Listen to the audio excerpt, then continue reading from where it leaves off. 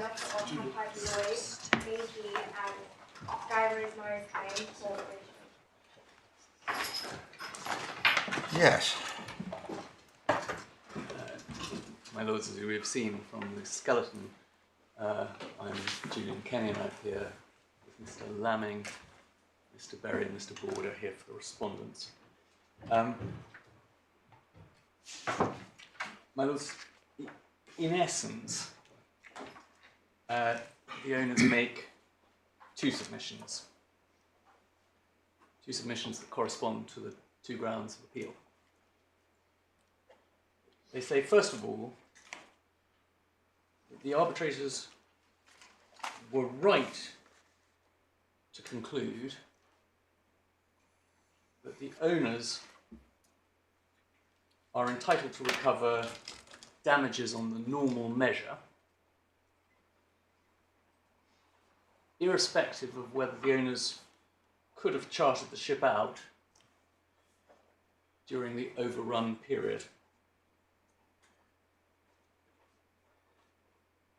And that is because the normal measure of damages, properly understood,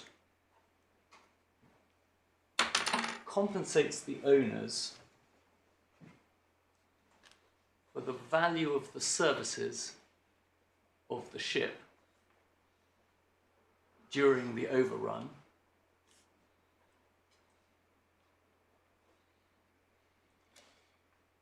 either because those were services that the owners were promised but didn't get,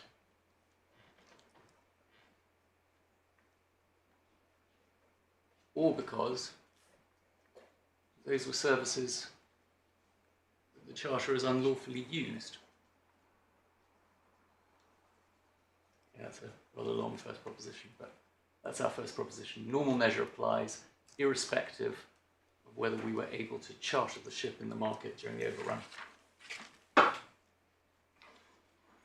Second proposition, second submission. The tribunal was right to hold that the MOAs, two contracts for the sale of the ships, and the fact that those MOAs ultimately extinguished the owner's loss are circumstances that are too remote to be taken into account in assessing the owner's loss.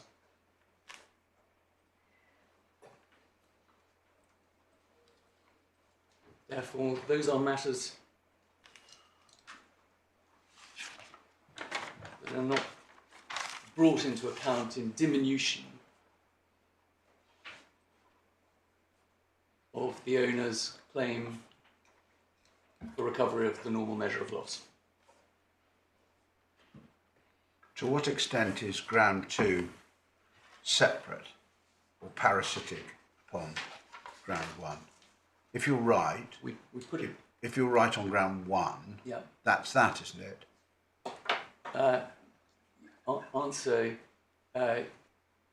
unless, certainly if we're right on user damages, it is a quality of user damages that they are recoverable even if the claimant has suffered no pecuniary loss. Yes. So you say it's a principle. Yeah.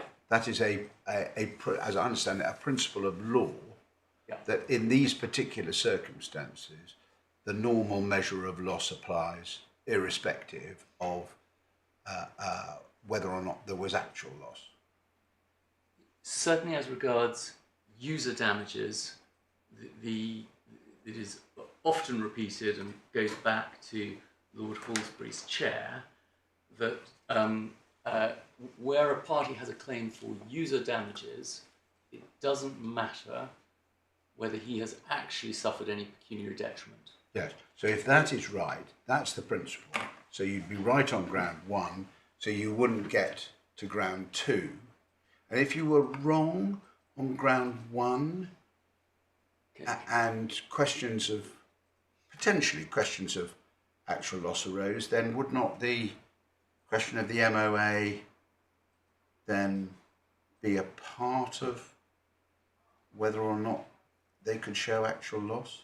Can I You'll have to forgive the questions because they're probably very dim. They're just testing out the ground we're going to be traversing. Yeah. Can I before I tackle your second question, finish tackling your first question, Yeah.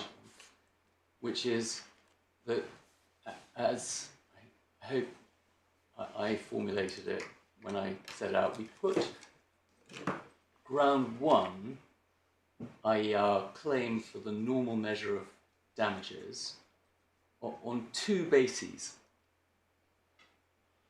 One is that the normal measure of damages is compensation for what McGregor calls our normal loss. You know, I'll be digging into this in a minute, but let me just, in case this is helpful, just to have this clear in your mind. McGregor says the law distinguishes between normal loss and consequential loss. So normal loss and consequential loss. And what he actually says is that that's a dichotomy that broadly corresponds to what might once have been called general damages and special damages. He says the trouble with general damage and special damages is the terminology has been ruined by so many judges and counsel abusing it that we have to carve ourselves new words. And he says, I'm not sure I'd accept any criticism of judges, but, or indeed counsel, for that matter. Certainly not from academics. He rightly or wrongly, says Yeah. that general damages Yeah. and special damages have become worn down by many multifarious use. And he says normal damages, or normal loss rather, it is the case where under a contract I promise to deliver a valuable consignment of goods or valuable services, and I fail to deliver. And irrespective of what impact that might have on my trading, on my bank balance, in and of itself, my failure to perform my promise and to deliver either goods or services is a normal loss. And there is a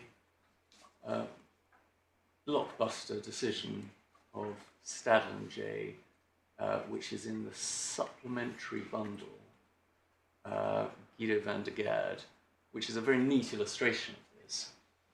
It was a case in which as far as that is concerned, I think the is this the supplemental bundle? There's a I supplementary think these are authority these are coming. I saw an email that said there would be they were 3 hard copies. I've got one There here. seems to be one on the bench, actually. Oh, right, they were on the bench. Yeah. the, Do you want us to look at that? I don't need you to look at it now. I'll just explain Okay, what what's it the name? says. Just give us the name. It's Guido van der Gaard. Oh, yes.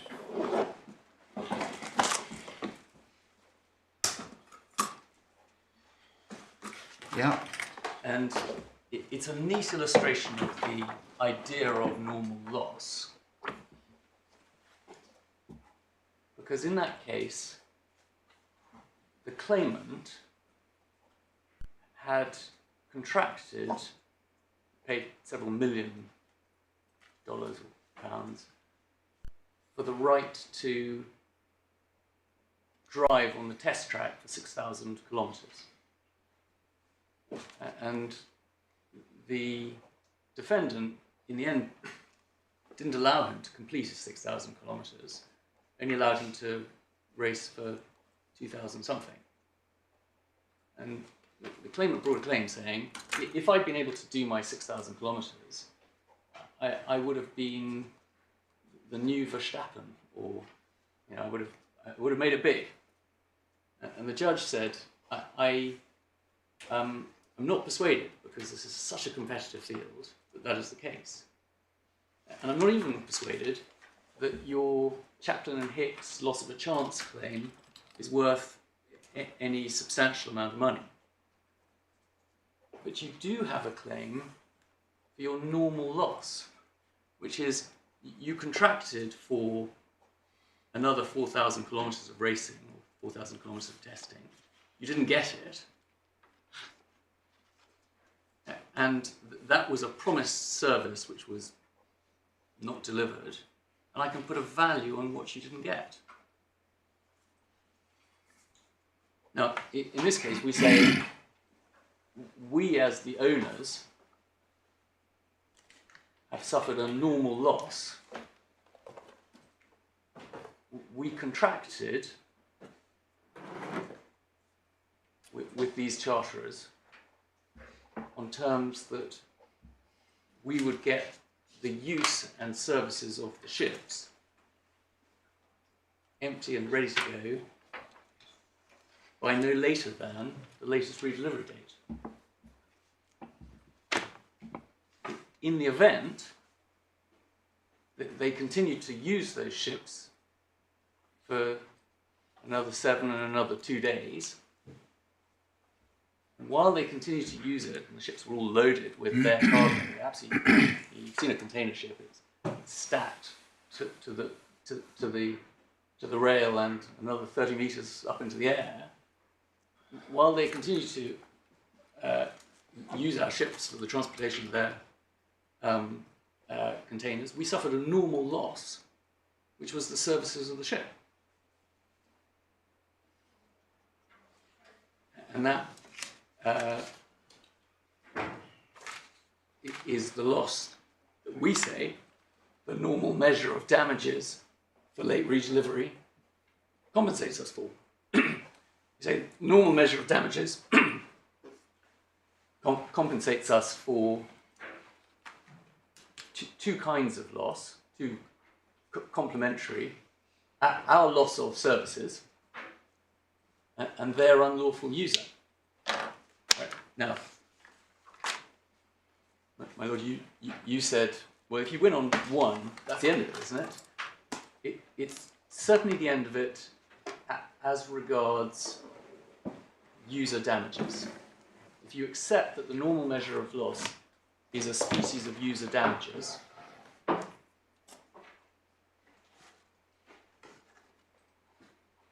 then it's well established that we don't have to establish any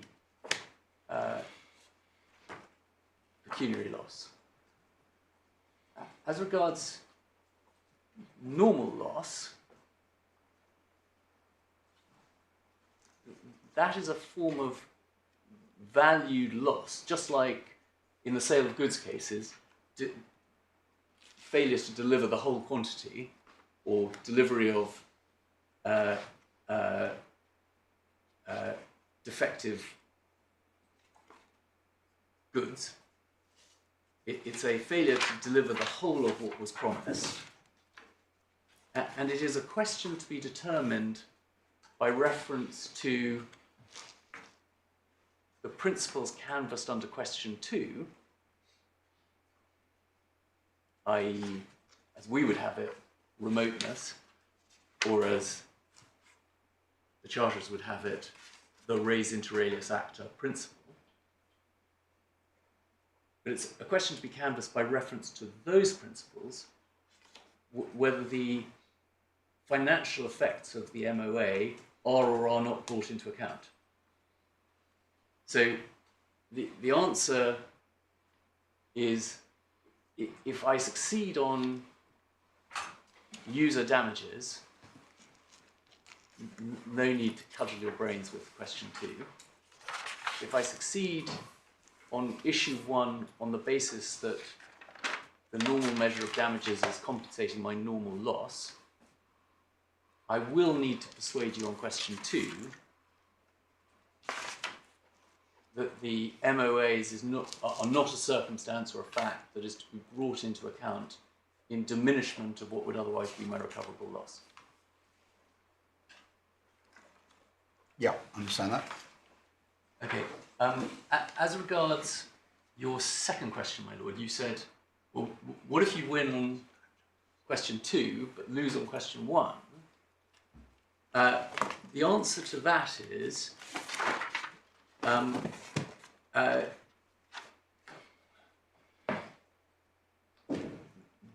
that we would leave out of account the MOAs and their effects.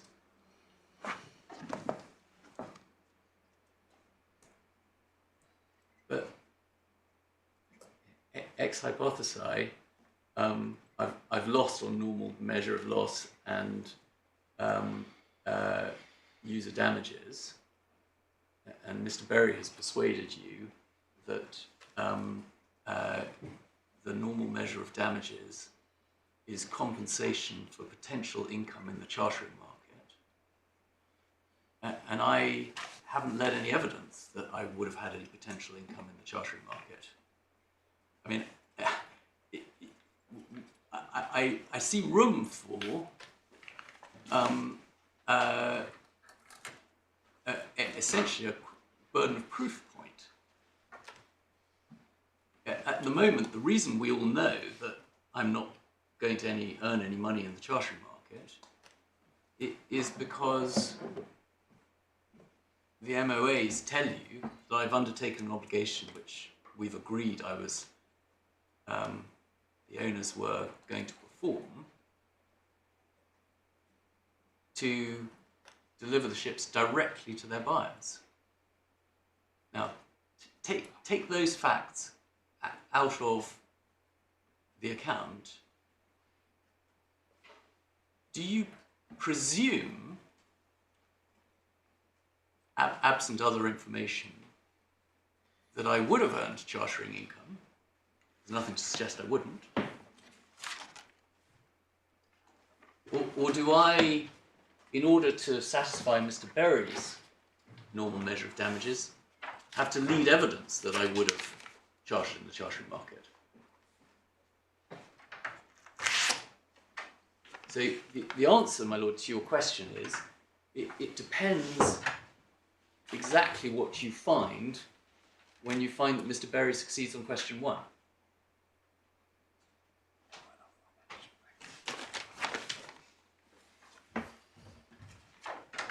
Yeah. Does that make sense? Yep.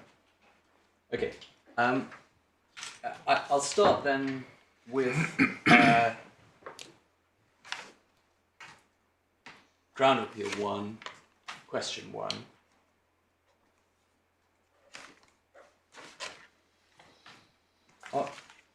Are the owners entitled to damages on the normal measure, even though they wouldn't in fact have chartered the ship in the charter market?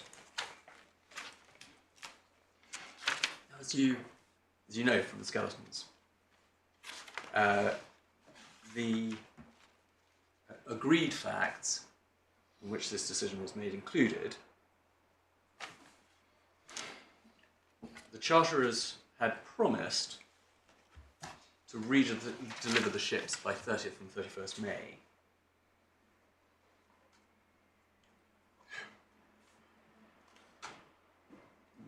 We said to the arbitrators, and the arbitrators accepted, and indeed we can't really see that there's any room for debate about this,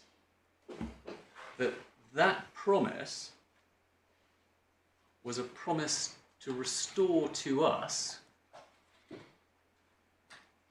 the use and benefit of the ships and their services by those dates.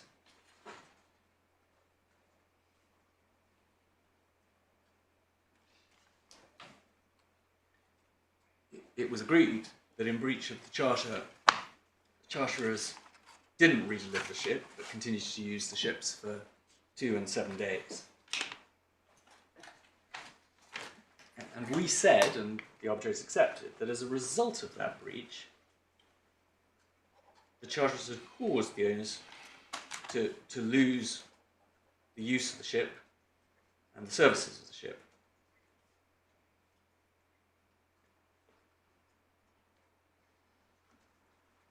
Are those two different things? The use of the ship and the services of the ship? Yep. No, my lord. Our submission is not.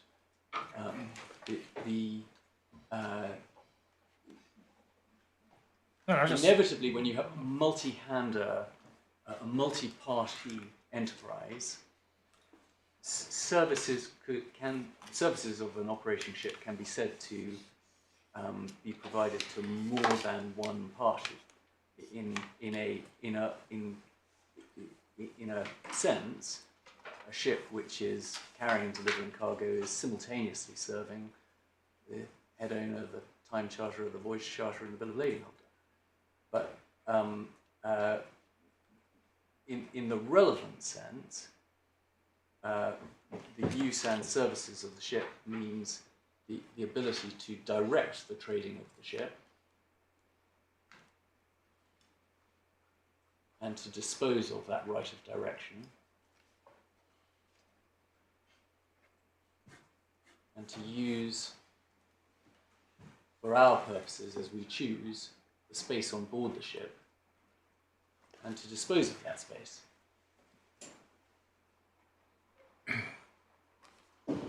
And in both of those senses, we were deprived of use and services of the ship during the overrun. Now,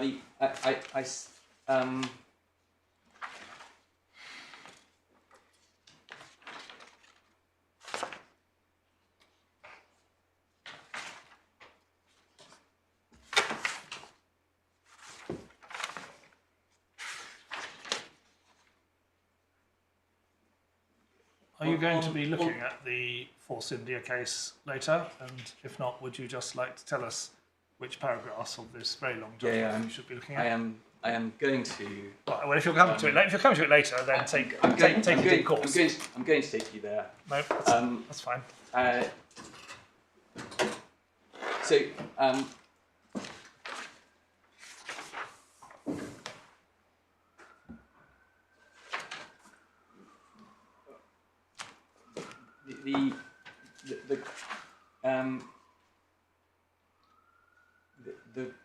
The two, for these purposes,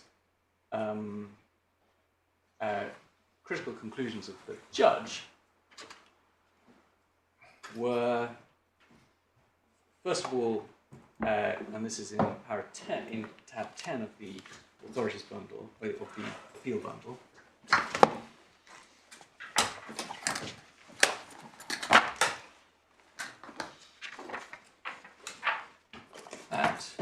First of all, paragraphs 36 and 37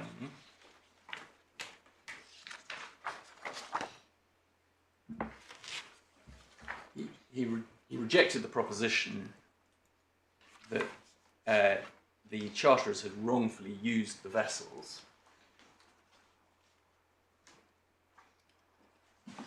And then in a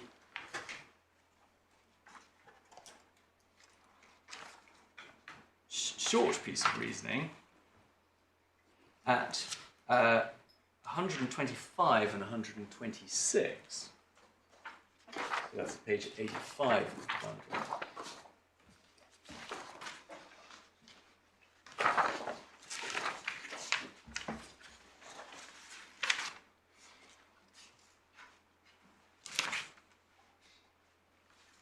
He held that the law, as regards the normal measure of damages, is correctly set out in time charters and Carver. Is the 8th edition in the same terms as the 7th edition? The 8th edition carefully My lord, hedges... I have not been able to find a copy of the 8th edition. Well, I haven't seen it either, but did see something saying it was published, so I would ask. When I inquired, I was told it hadn't been published, Oh. but Mr. Kenny can... But I can, because I have a copy of it on my desk, and I mean, so my lord, you might know, but I write time charters, so I'm being teased slightly, I think, from the bench, but the answer is, You don't need to be modest. no, Because, of course, a generation ago, Yeah. you'd have had to have been dead to make that submission. because you could only rely on a book that you'd written if you were dead. well, It seemed a very tough rule, I have to say. but if it's a deference to that rule, perhaps, that we don't have the 8th edition in, Right. no doubt in the extensive judicial library you'll be able to find a copy. Or can I answer your question by saying it's extremely carefully hedged about to cater for a variety of outcomes in this appeal. And indeed, during the lifetime of this case, has gone through several rewritings. So the answer is it's the law as stated in the 7th edition, which the judge held to be correct. And the two critical paragraphs then are 125 and 126. In 125 he says, there is a normal measure of damage, but as Carver says, each case turns on its facts. And then he says, there's no assumption that the owner suffers any such loss where the owner redelivers late. Still less is the owner deemed to have suffered such loss. Now, I just comment on that. That is, the judge, as it were, assuming his own conclusion that the normal measure of loss, as expressed in time charters, and as he's held to be correct, is a measure measuring actual potential income from chartering. Because obviously if we're right that the normal measure of loss is not about potential income from chartering, it's compensation for loss of services and compensation for unlawful use by the charterers, then you don't need to assume or deem a loss. The late delivery in and of itself, it is the loss of services and the unlawful use that justifies the award of damages.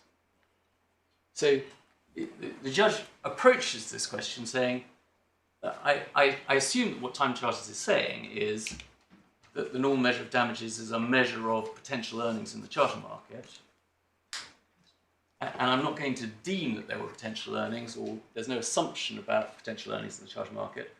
Obviously, if you were looking at the test in a different way, there'd be no need for deeming or assumption.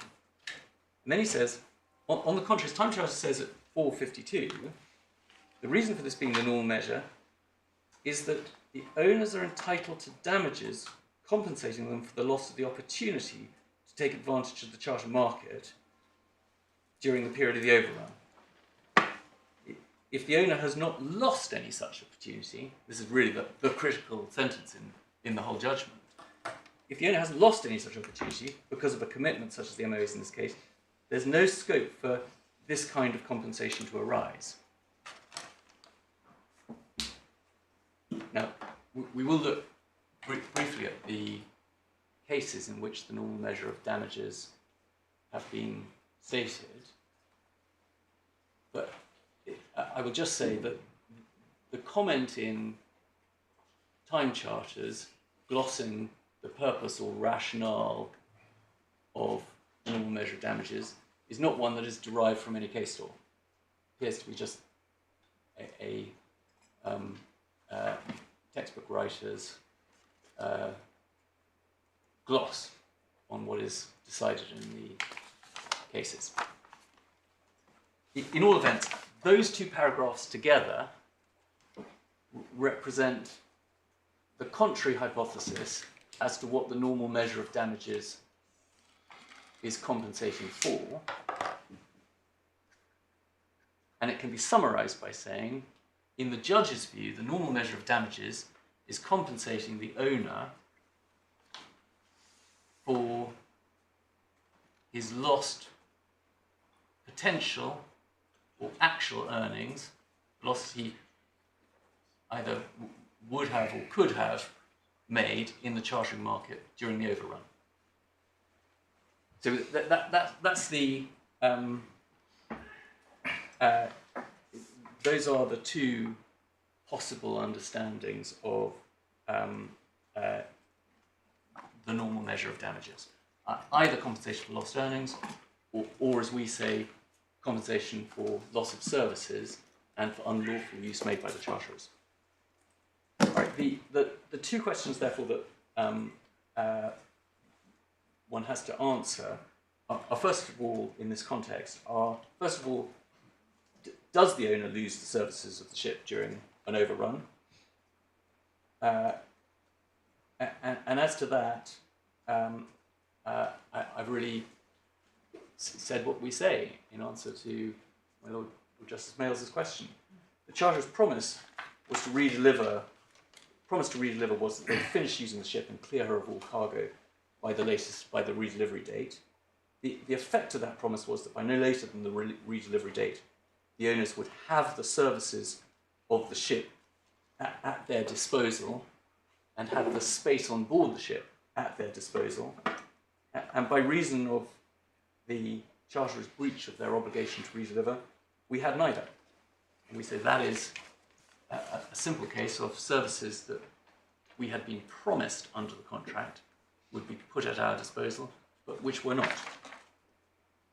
So you say what? It doesn't matter what you were going to do, whether you were going to sell the ship, use her in the charter market, or whether the owner was going to use the ship to go for a cruise around the Mediterranean. Yeah, and I mean, this is slightly anticipating a submission I'm going to make in a second.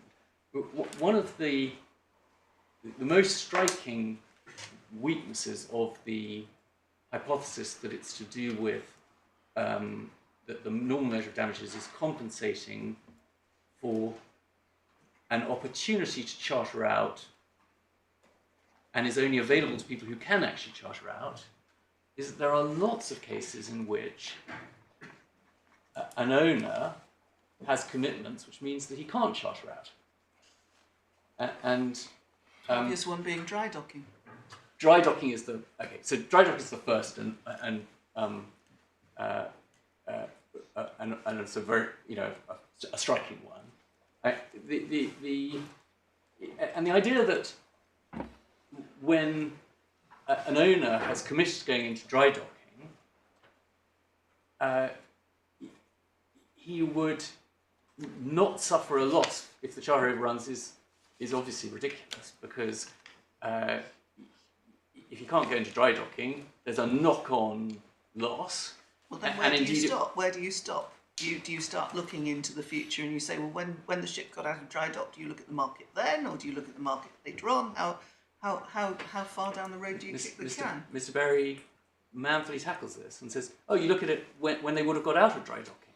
Yeah. Unless, of course, the market rate when they would have got out of dry docking is too remote. I mean, it's a Pandora's box. And but there are several other. See, we've scratched our heads about this. There are several other similar situations. The other really striking one is a positioning voyage. Yeah. That is, a positioning voyage is a hugely valuable aspect of the services of the ship. And if you say, well, you can't have your normal damages because you were not in a position to charter at this time.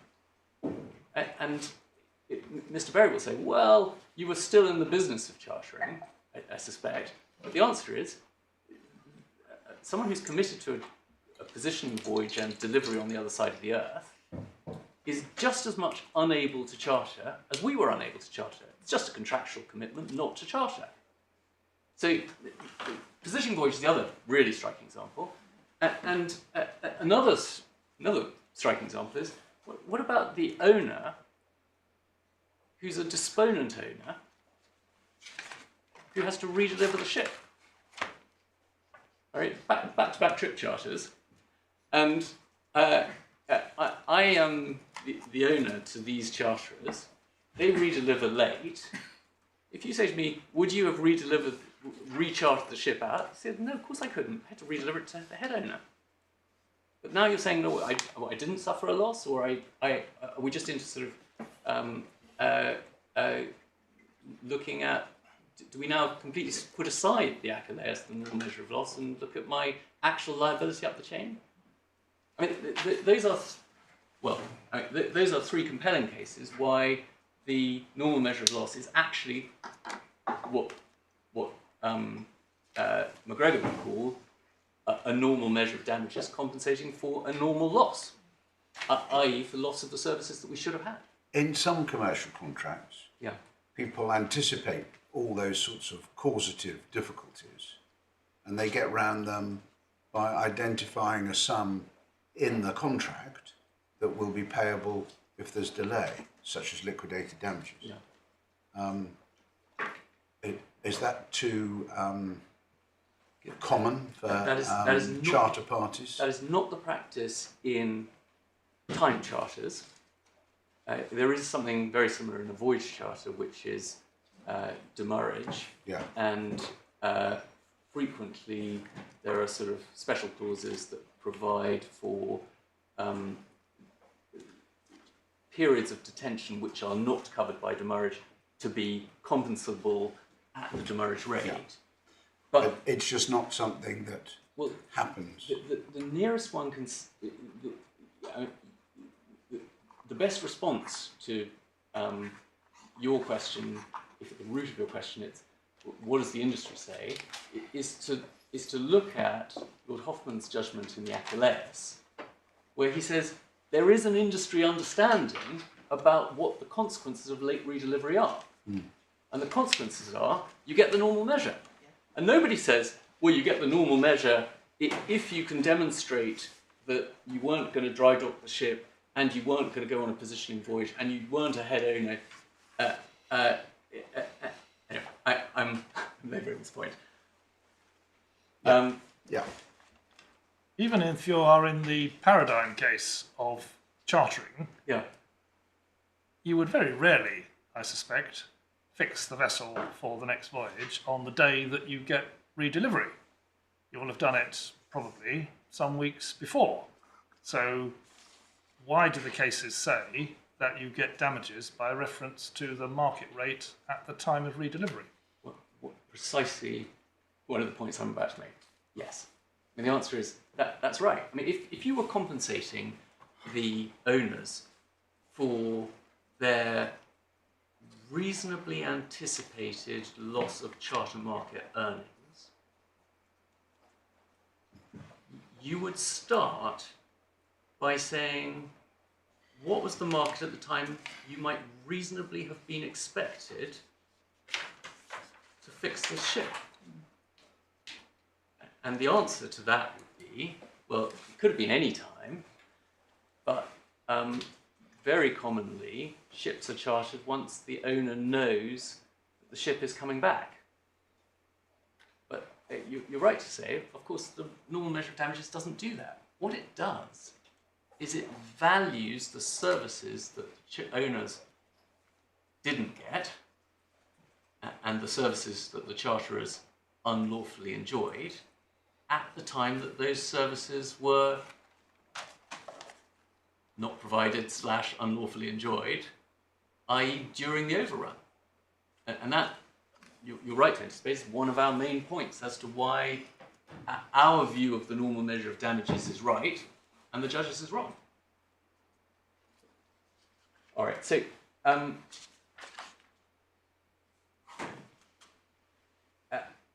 I had started by saying, does the owner lose the services of the ship during the overrun? And I said, answer, obviously he does. I then have the slightly knottier question of whether the charterer unlawfully enjoys the services of the ship during the overrun. The tribunal held that they did, and no need to turn it up because it just says exactly that. But they make that finding at paragraphs 28, 34, 38 and 39 of the reasons.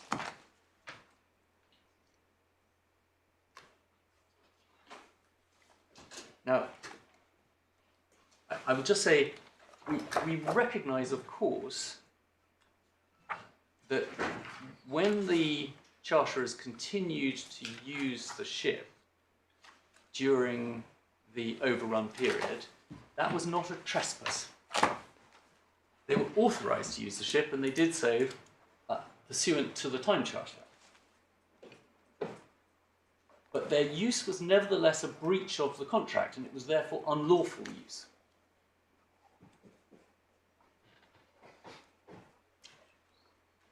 And we simply say that it's a very narrow distinction between, or the distinction between unauthorized and unlawful because it's a breach of contract use is a very fine one indeed. And there's no principal basis for distinguishing the two.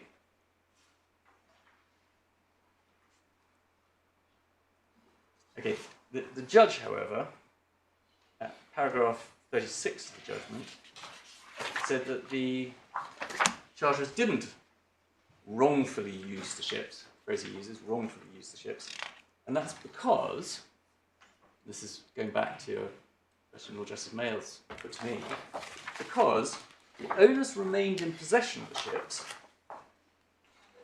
and the owners used the ships to provide services to the charterers. And we say there are two premises in that statement, neither of which are sound. The first is that only the person in possession of a chattel can use it. And the second is that if the owner of the chattel, or the possessor of the chattel, uses it at all, then someone else can't be using it as well. So both of those are bad points. But first of all, it's obvious that a person can use a chattel that he doesn't possess. If I load a cargo onto your ship and leave it there, you are in possession of the cargo, but I am using your ship. And secondly, the fact that I am using a ship doesn't mean that you are not using it as well. If I drive my car, and you jump into the back seat and hide there, I am using my car and you are using my car. We're both taking the benefit of it. It's just that you're taking it, assuming I hadn't noticed you climbing into the back seat, without my authorization or without my consent. At paragraph 37, the judge addresses the point that we've just made. He says that although the owners, the charterers continue to use the ship for their trading after the latest date for redelivery, that wasn't wrongful because it occurred under the charter party terms, number one, and number two, although it was indirectly caused by the charterer's breach in failing to redeliver, the direct cause was the owner's decision to accept an illegitimate last voyage order. Okay, now, again we say, neither of those are good points. As to the first, after the redelivery date,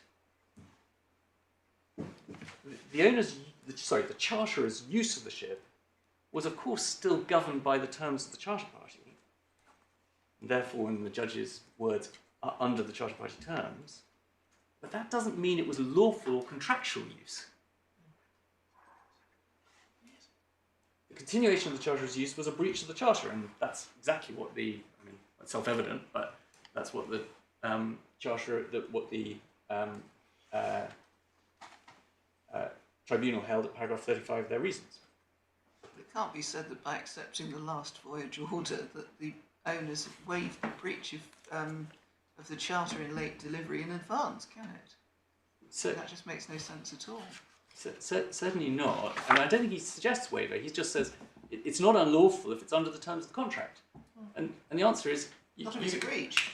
But I mean, if I load your ship with dynamite, you carry it under the terms of the charter, but I'm still obviously in breach of my obligations. I mean, the idea that my use can't be unlawful if it's regulated by the charter is a bizarre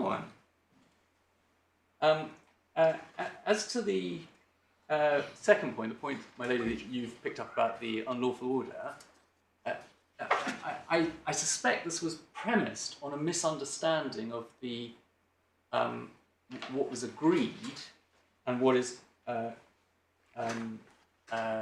assumed for the purpose of the award, because there was a dispute between the parties about whether there had ever been an unlawful order.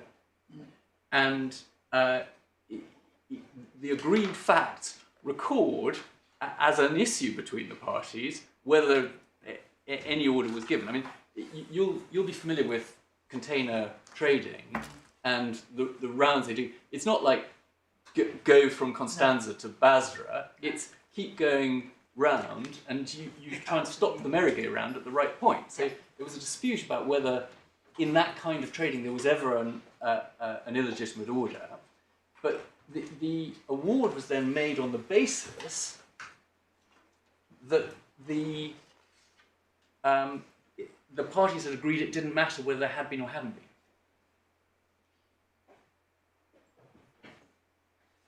Okay, so for all of those reasons, we just say simply that the judge was wrong to reject the arbitrator's conclusion that the charterers have made unlawful use of the vessel. I see that the charter party itself talks about the charterers paying for the use of the vessel, clause 4. Yeah. So unless that's a distorted use of language, they're using the vessel during the charter party, and if they're doing the same thing during the overrun period, it seems a bit hard to say they're not using it. Yes. Yes. And indeed hard to say that use is not unlawful. All right, I come on then to that's the background to the next question, because the really critical question is, what is the normal measure of damages compensating the owner for? And I can just tell you in a line that you won't find the answer in the cases. Quite often in these situations, counsel produces sort of meaty selection of examples of cases where a test has been stated and says that shows you the case law. We have, in the appendix to our skeleton for this court, found, at least as far as we were able to, every time that test has been stated in a reported decision, and you can read the full flavour of the sort of disappointing quality of the jurisprudence that comes out of that in our summary, where essentially we say it amounts to a number of restatements of the same basic test, i.e.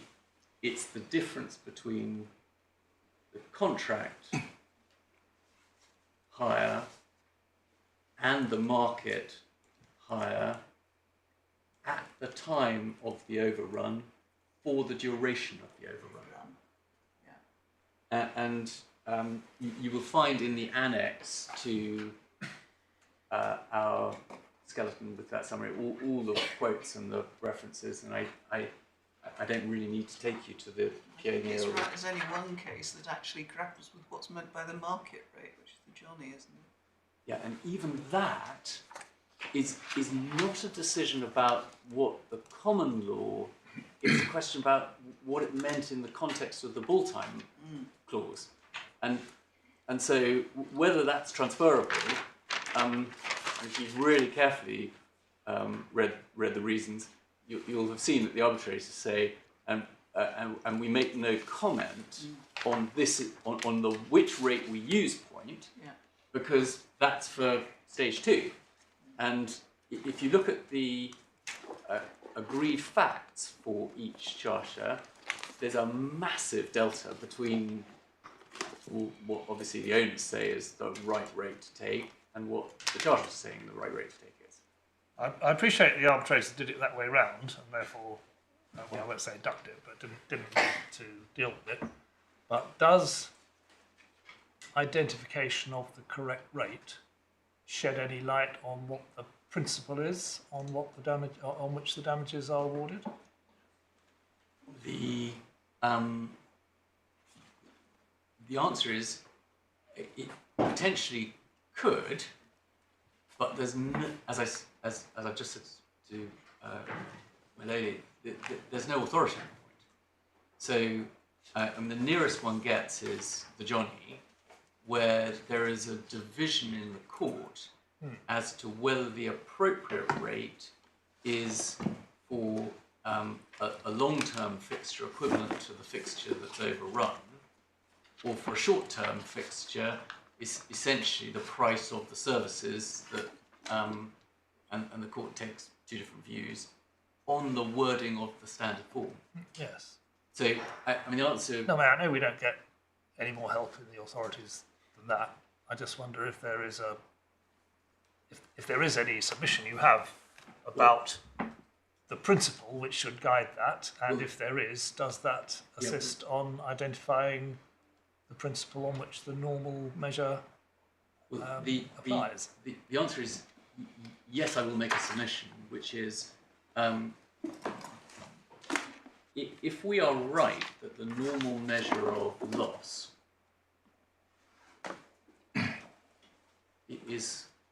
the normal measure of damages is compensating us for what McGregor calls our normal loss, then the rate should be a reasonable rate for the services that the owners were deprived of during the overrun. In other words, it should be a short-term rate. If coincidentally would give you the highest damages. Coincidentally, as a matter purely of... Not so, my lord, because the rate for a 2-day charter is nil.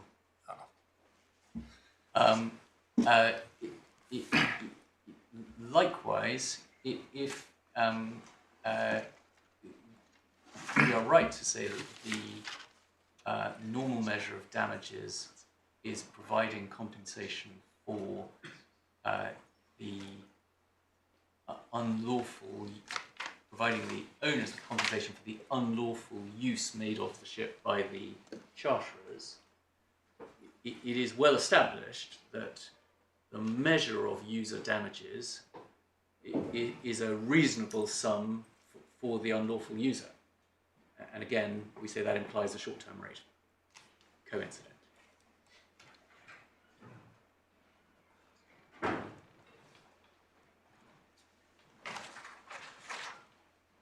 Yes, thank you.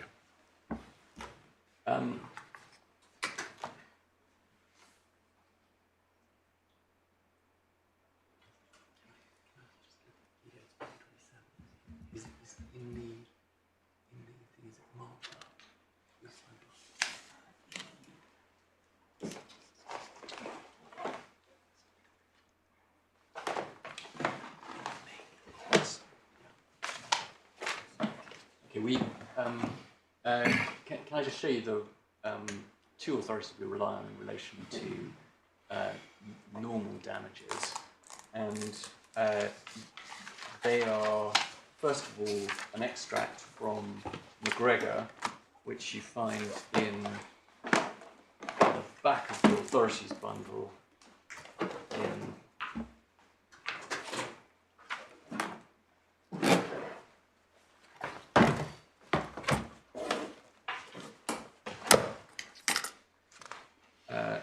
tab 42 at page 727.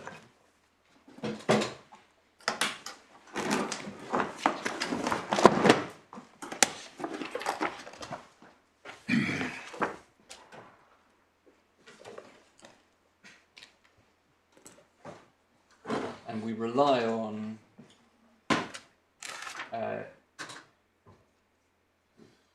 really the whole of 3 subpara 9.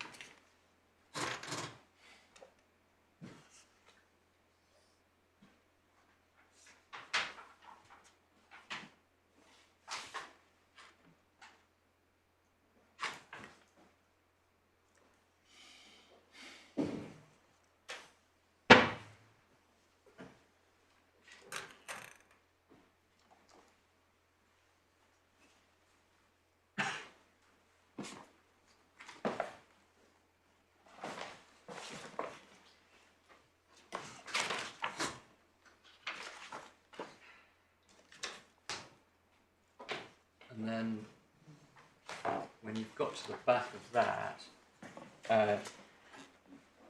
in 310, the author applies the distinction he's drawn to the case of sale of goods and says that that distinction is reflected in Sorry, which paragraph? 310, in other words, the following paragraph. Yeah. And he says, you see this distinction in Sale of Goods and in the Sale of Goods Act, and then the bit that's valuable for our purposes is the final 3 sentences, or the final 3 lines, the last sentence, where he goes from loss to measure of damages. And he says, once one understands what the normal loss is, the normal measure of damages here is the value of the goods the buyer should have received under the contract, less the value of the goods that are received. And obviously, translating that into in the context of a hiring contract, the normal measure of damages is the value of the services that we should have had restored to us, less the value of the hire that we were actually paid. I'm not sure, Mr. Kenny, to what extent analogies with sale of goods and delivery of goods helps in the context of a chattel, which is a profit-earning chattel. They are very different things, aren't they? I accept that, my lady, but what is clear from 309 is that the concept of normal loss is applicable in the context of contracts for services. Yes. And if you are able to view the time charter as a contract for the provision of services, and a contract therefore under which we should have had restored to us the services of the ship at the redelivery date but didn't, then there is a period of deprivation of services which can be valued by reference to the value of those services. I mean, when we speak of a charter as a contract for services, time charter, usually we have in mind the ship owner is providing services to the charterer, don't we? Yes, And but you're turning it round. But at the point of redelivery, the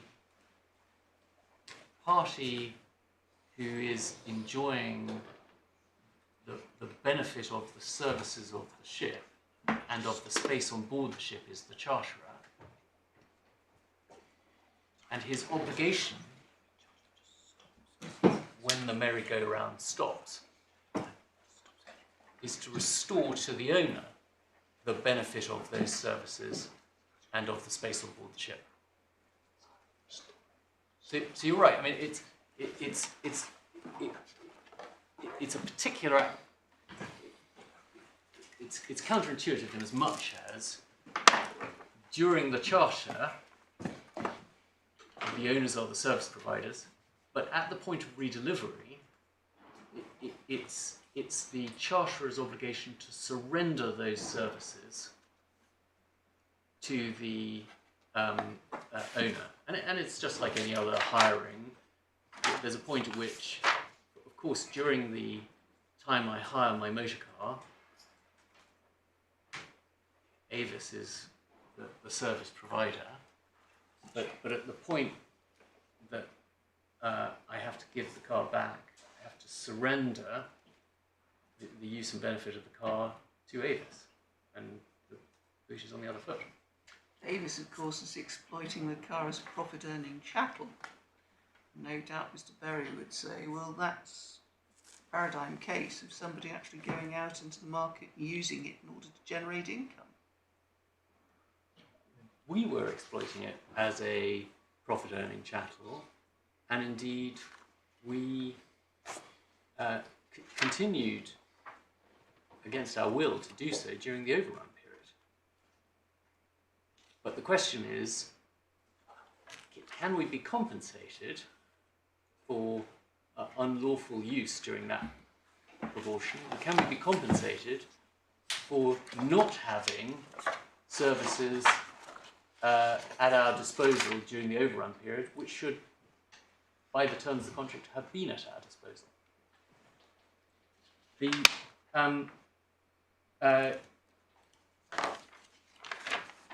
case on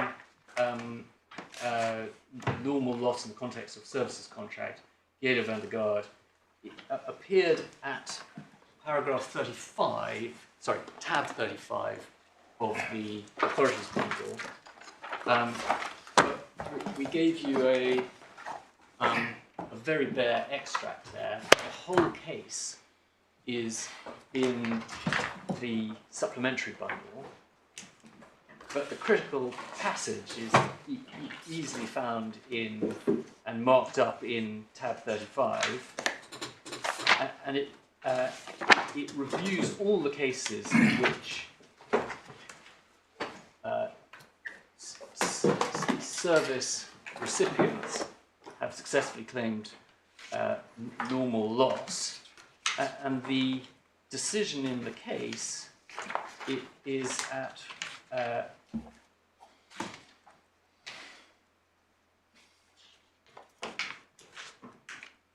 paragraph 437.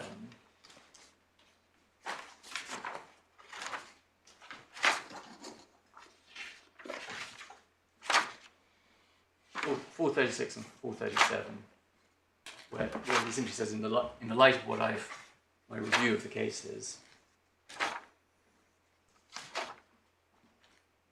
So can we just read 436 and 437? Yes, of course.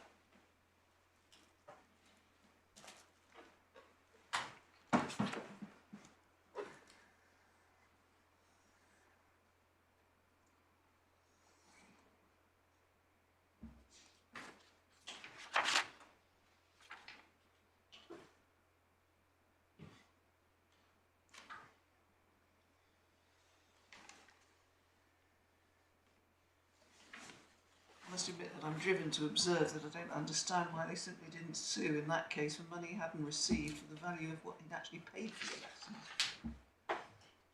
lesson. The answer is that I think there was also, I have shooting from the hip, but I think there was also a restitution claim. Yeah, I was going to say, because if you pay so much million for £3 million for doing 6,000 kilometres of testing, and you look at the judge's driving test analogy, well, you've only got, you know, a third of that. Simple math seems to be that you've overpaid. Yes. Yeah, we accept that. But obviously the circumstances in which a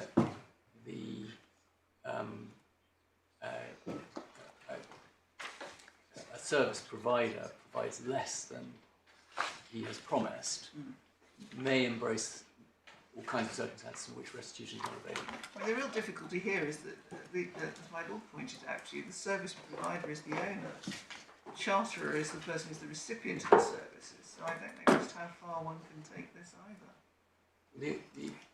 The answer, my lady, is that it, as I said to my Lord Justice Males, there is a point in the contract at which the obligation to transfer tips. Yeah.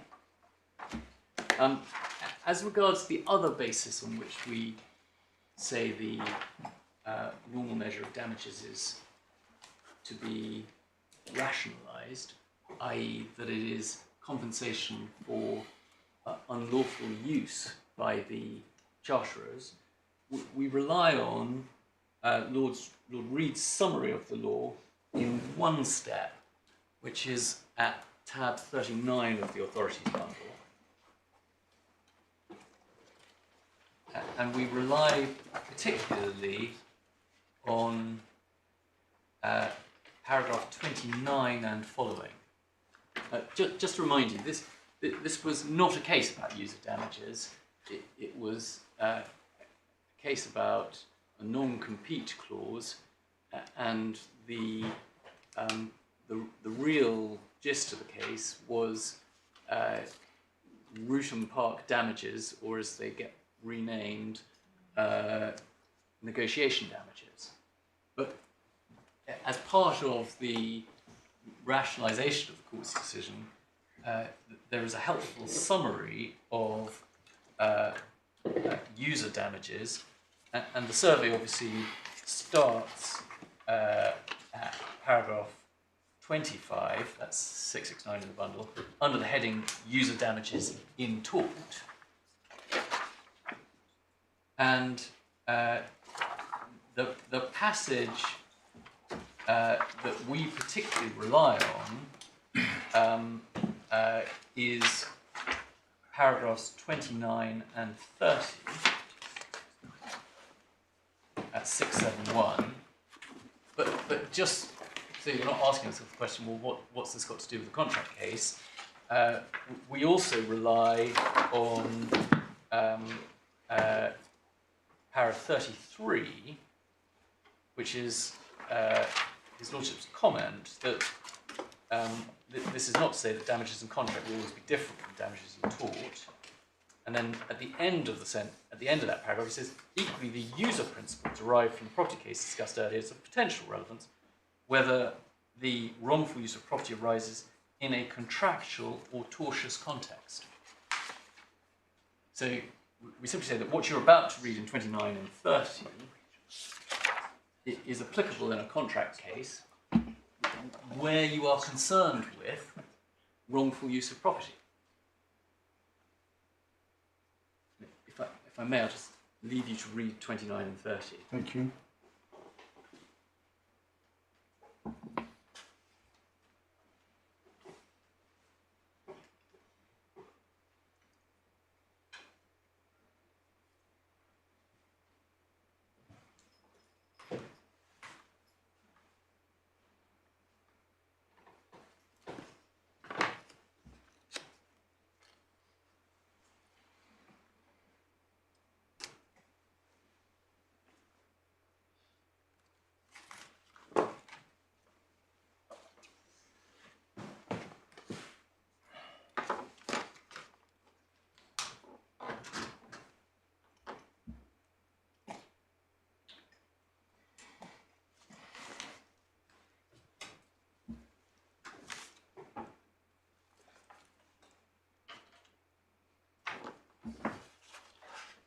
would this be a way of summarising what you're saying? That the charterers agree to pay for the use of the vessel at the higher rate up until the latest redelivery date,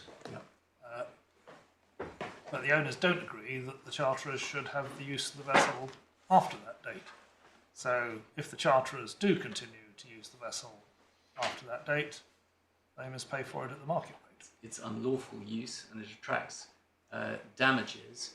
That damage, the damage suffered, being the difference between the reasonable rate paid for the services they're unlawfully helping themselves to, and the rate that they are in fact paying. Well, the damage suffered is you would say, market rate, but you've got to give credit for the hire that you've received. Precisely. And indeed, I should say that the arbitrators quote and apply paragraph 30. Paragraph 30 of Lord Reed's judgment. Oh, right. And in particular, they quote the last sentence. Put shortly, he, that's the wrongdoer, takes something for nothing, which the owner was entitled to require payment. Yeah. And of course, obviously it's not nothing in this case, but the difference is between the 20,000 they paid and the 160,000 that those services were worth. Depending whether it was a short or a long-term charter. So it makes you think that otherwise the charterers could breach their charter with impunity, because they can say, well, it doesn't matter what you would have done, we're entitled to continue the charter at the same rate, come what may. Yeah. And that doesn't seem right on the face of it. And coming back to our discussion earlier of positioning voyagers and dry dockers, one of the acute circumstances in which that particular problem arises is very short overruns.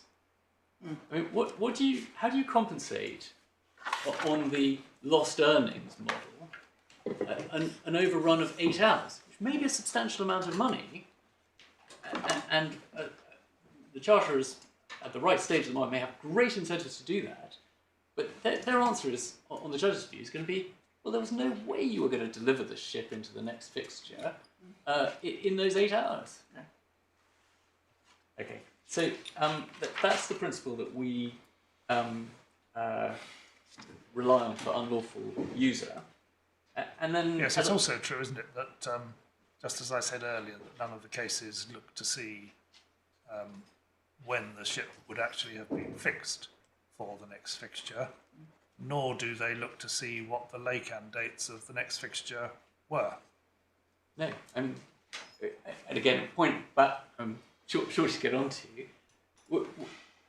there is, say the least, a powerful tension between the judge's view of the normal measure of damages and the decision in the Agios. Because if you want to know what the owner would have made from leisure ship, you might think you would look at the arrangements he actually made. But of course, that's all too remote. That's the Lord Hoffman decision. That's the Lord Hoffman decision. Are you taking us to that, or? I will take you to that, yeah. I must say that the Agios has always caused me a certain amount of difficulty for all sorts of reasons, but I do see where you say that there's a tension. Yeah, I mean,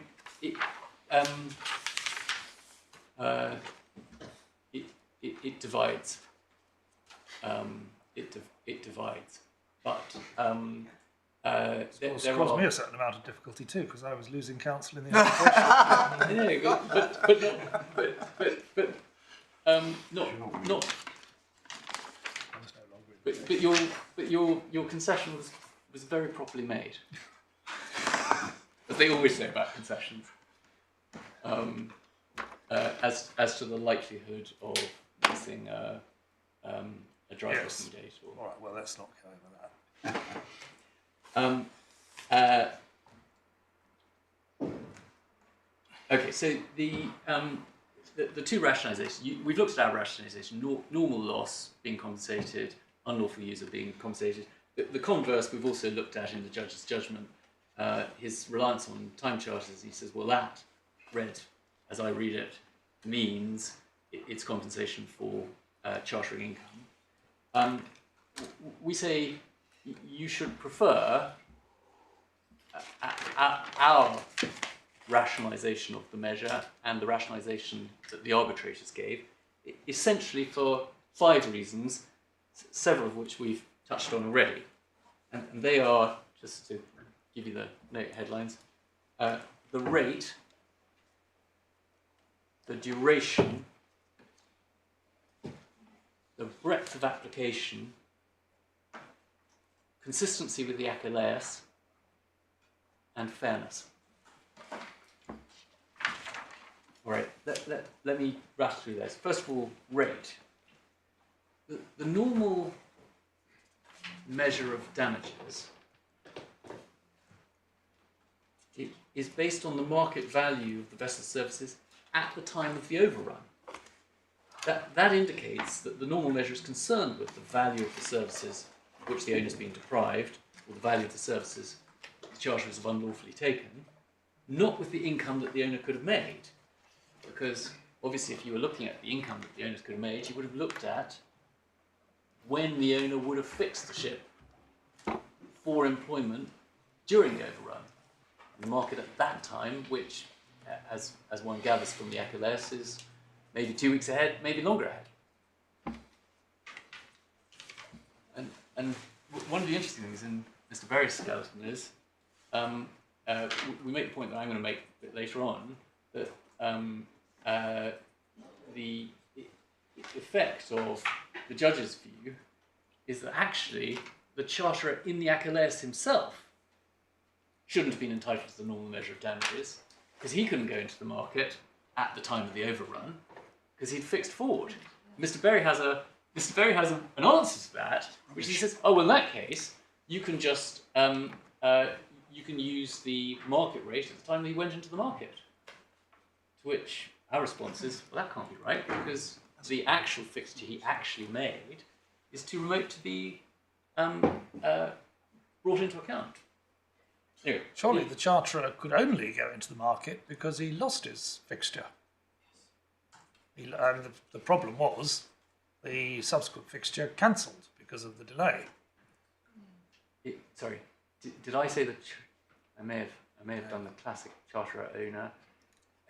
The owner in the Agios, I apologise, couldn't get the normal measure because he had fixed forward, and therefore he, the owner, was not able to go into the chartering market at the time of the overrun. He was committed to delivering his ship to, as it happened to be, Cargill, on his forward fixture.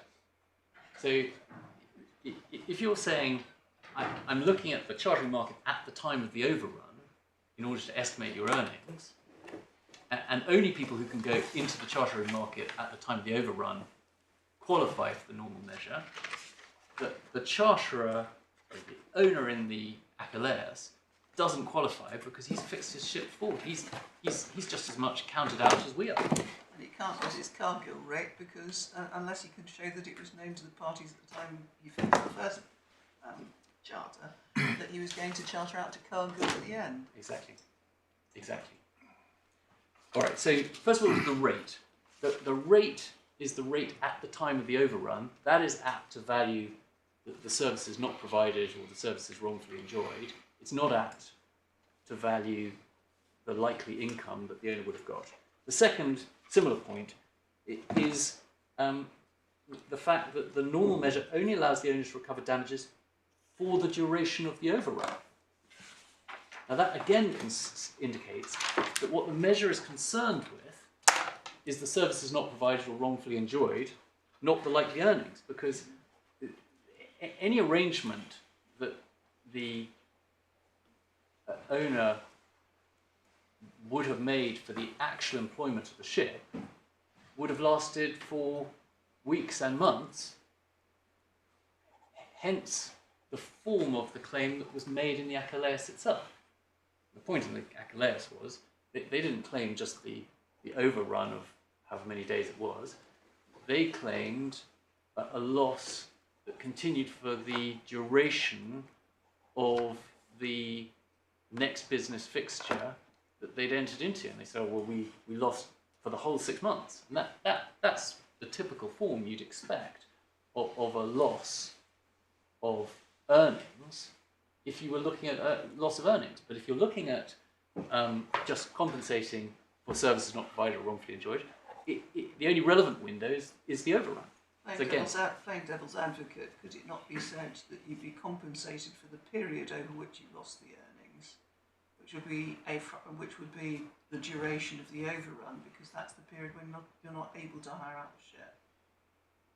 So it would be a fraction of the longer term charter, or the daily rate of the longer term charter. That is certainly a portion of the impact on the owner of the overrun.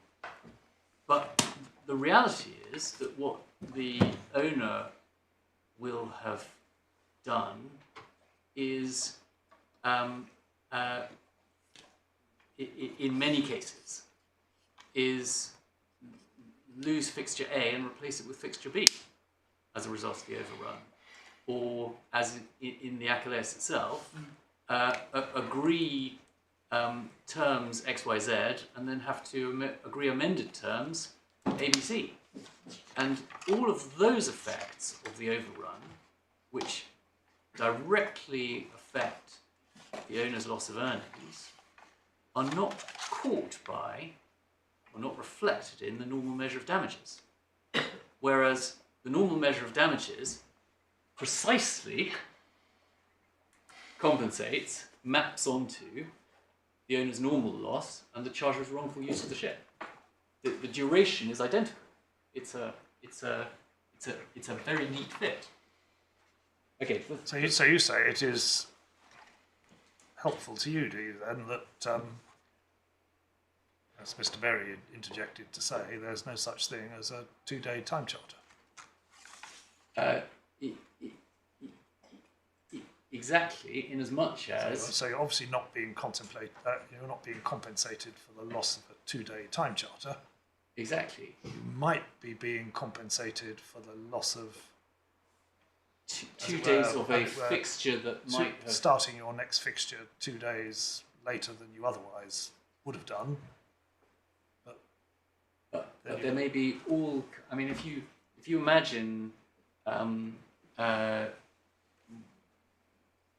delivery windows and all the complexities of getting out of and into ports, there's every chance that the window during which your earnings as an owner are affected in the charter market is quite different from the actual overrun. Whereas if the normal measure is doing what we say it does, it's always just a 100% map fit.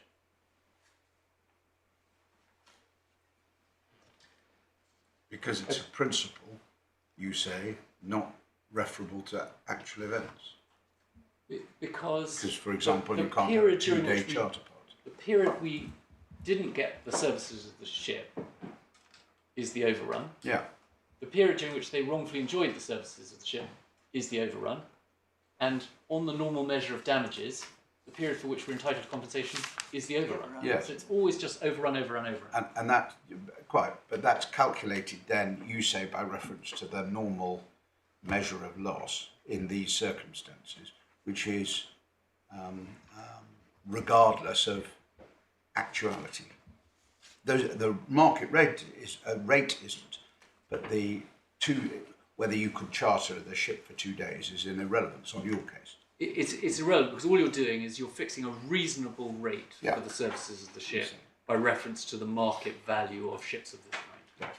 But the coincidence of the compensation and the duration, you say, points to that rationale for the underlying general principle. Exactly. Yeah. In the same way as the rate does. And you say there's complete matching, whereas there wouldn't be if you were looking at loss of income. Exactly. All right. Third point. if the normal measure of damages is compensating for loss of service or wrongful enjoyment by the charterers, it applies in every case. You don't have to assume or deem, as the judge says, just applies because that's your compensation is for precisely the extent of the breach. Whereas if the normal measure is understood as valuing an income stream that the owner could or would have made during the overrun, then the normal measure will not apply in a large number of cases. And we've covered a couple of examples of that: dry docking, positioning voyage, owner is a disponent owner.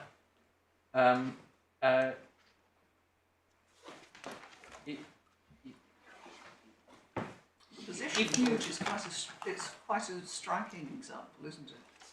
Because it's going to take you time to, well, assuming that you've got to move your ship from port A to port B, you've got a totally unknown quantity as to how long it's going to take you to get from port A to port B. The original parties to the charter, the time charter, aren't going to know anything about the deal that you've done with the new charterer as to that, let alone the laytime fixture. And it all becomes very speculative, but during that whole period, you're not being compensated. Precisely. Except at the charter rate, which means they're effectively paying for an extension that you didn't agree to. Well, I mean, they presumably will say, oh, well, the normal measure just doesn't apply in that case. So now you can just prove your loss at large, and you can, we'll just work out. You set off on your positioning voyage 6 days later, and let's see what the impact was on your earnings over the next 6 months. And we say, that can't be what... If that's what you wanted to claim in the first place, they'd be saying that's too remote. We had no idea that you were going to deliver it to a port in wherever, Venezuela. You've put your finger on a point that I'm going to come back to, which is the really stark one-sidedness of the judgment here is revealed if you think what would have been the situation if, because of the overrun, these MOAs had fallen through, all right, or we'd had to pay a penalty. We would have come around to the charter and say, no, we've lost $5 million because Maersk have pulled out, and they'd say, oh no, those MOAs are too remote. Oh no, we can't consider that. You can have your normal measure of loss, but when it's the other way round, oh no, the MOAs, that's so crucial. Of course, we've got to. That's.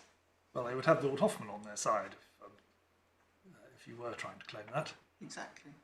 Well, exactly. I mean, it's the other side of the coin. These arbitrators have found that the MOAs were too remote and not within the reasonable contemplation that the effects of those MOAs.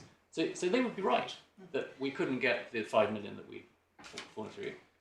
But the injustice of their position is, of course, when it's to their advantage, the MOAs are so crucial to establishing what your real loss has been, and establishing.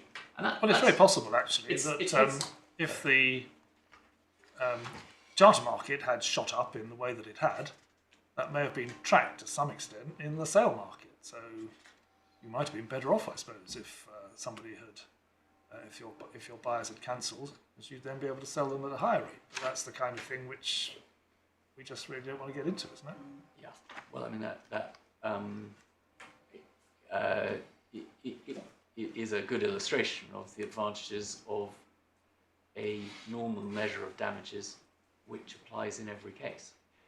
And what we say is the great advantage of So it's here that you sort of hoist the banner of certainty, is it?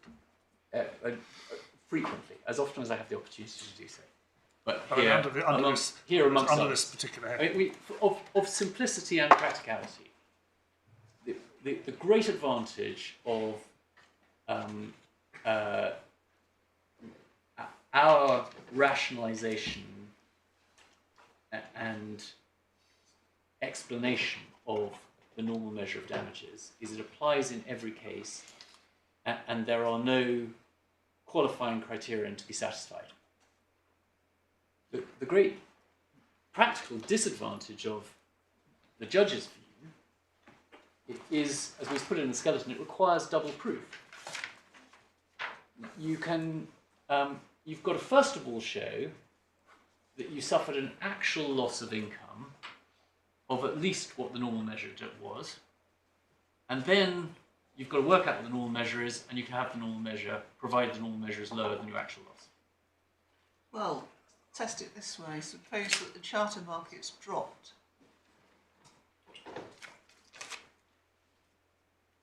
If the charter market has dropped, you don't end up with a negative figure, do you? You end up with the charter rate, the original charter rate.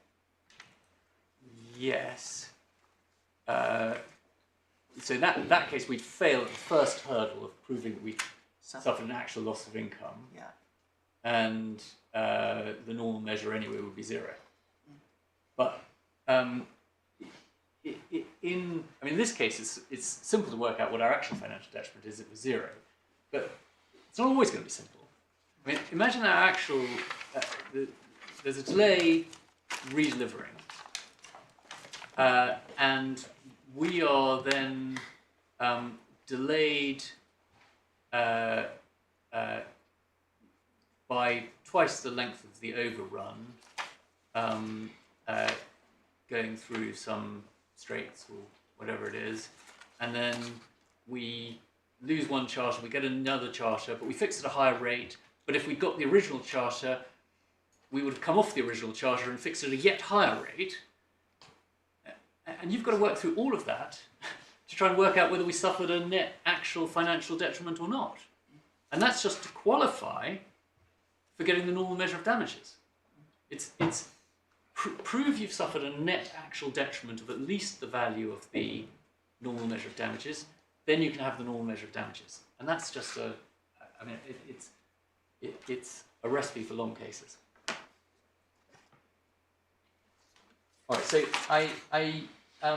So you say on the judge's view, you would need first to prove your actual loss, and then you would get whichever was the lesser yes, of your actual loss or the normal measure. yeah. I don't think there's any doubt about that. I mean, that's sort of tendentious theory. That is his view. You've got to prove that you've suffered an actual financial detriment, and then it's, well, put it another way, heads the charters win, tails the owners lose. Known as the law of relentless.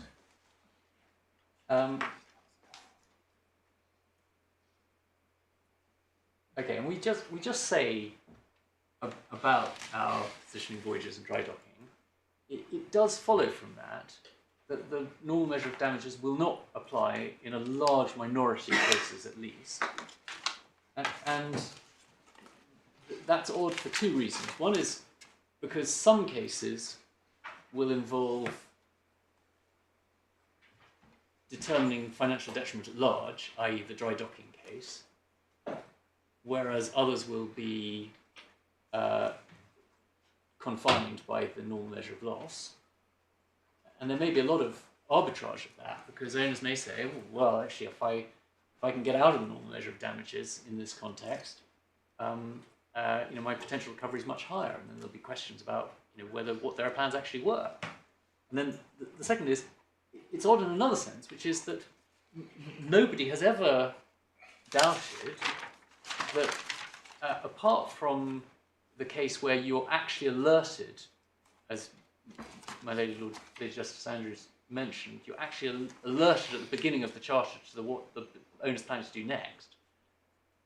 Apart from that case, no one's ever suggested that the normal measure of damages doesn't apply in every case. Okay, so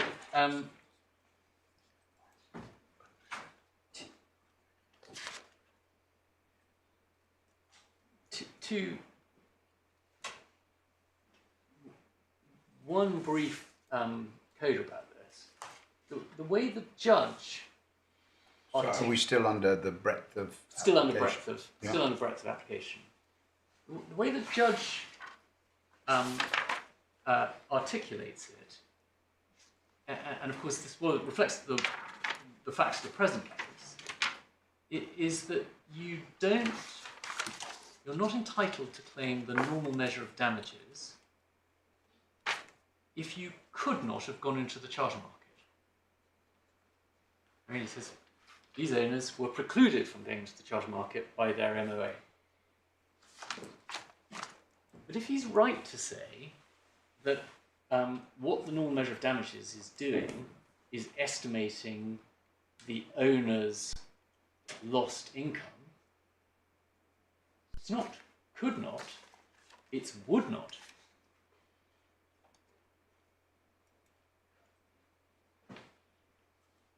Why should an owner who perfectly could have gone into the charter market, but actually has decided not to, be in a different position from one who happens to have made a contract that prevents them from doing it?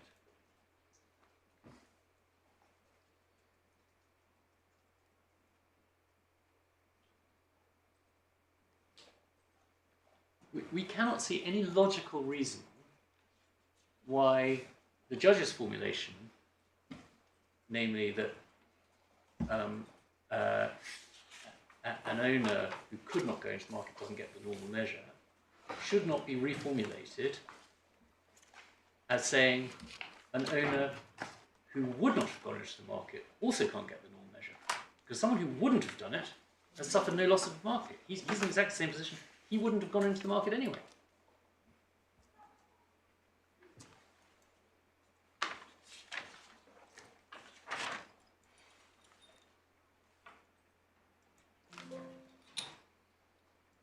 Okay, fourth point, consistency with the Agios.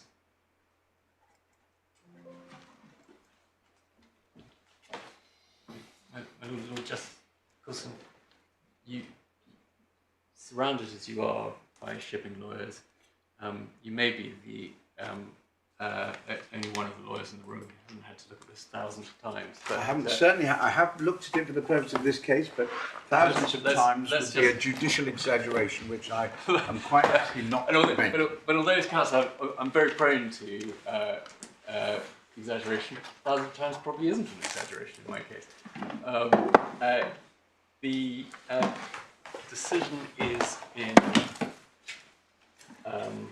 tab 34 of the bundle. And the case concerned the late redelivery of a ship on time charter by Transfield. The owners, Mercator, had made a forward fixture chartering her for next business to Cargill. The Transfield charter overran so that the ship became apparent that the ship was not going to be redelivered before the cancelling date under the Cargill charter. The market, since the forward fixture had been made, had dipped. So if Cargill had had the opportunity to cancel, they would have cancelled. The owners went to Cargill and said, okay, what are we going to do about this? And Cargill said, we'll take $7,000 a day for the duration of the charter off the charter rate. The owners turned around to Transfield and said, our loss of income as a result of your late redelivery is $7,000 a day times 3 months, or whatever the duration of the replacement, the next business charter was. There are 5 judgments, and they all take slightly different approaches, but they all, or most of them, agree with each other and say, and also for the reasons that I substantially agree with the reasons given by my Lord Hoffman. Yeah. The most famous passage in this, and the point, the passage that bears most directly on the case that you are considering now is paragraph 10 of Lord Hoffman's judgment. Yeah. And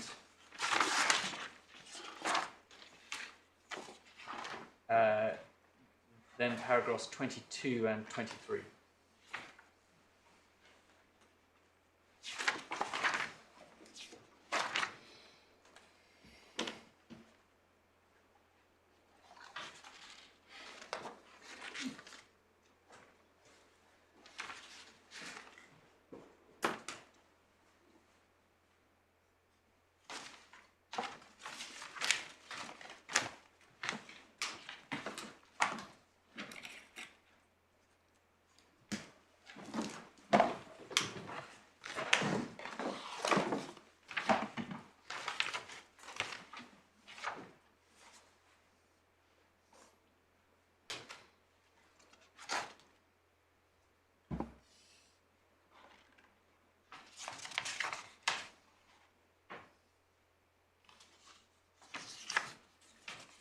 It's interesting that he refers to an entitlement to be paid for the overrun at the market rate. I mean, I admit that that's not actually germane to the point that he's making there, but it's interesting that that's the way Lord Hoffman looks at it.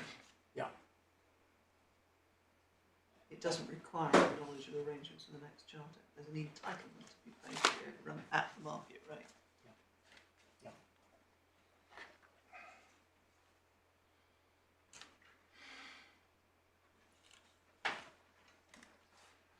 I suppose you would also echo, or at least apply what he says in paragraph 10 to our case, in that although there is no case, apparently, in which our question has been raised, this can't have been the first time in which a late redelivery was followed by a positioning voyage or a dry docking or something of that nature.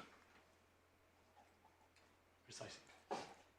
Nobody has ever failed to recover the normal measure of damages on the basis that they're or nobody's ever dared to claim it.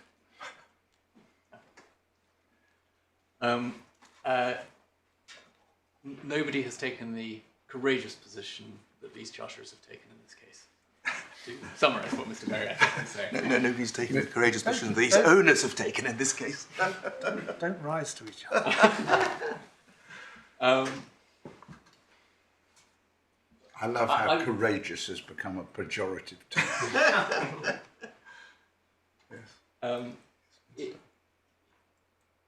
The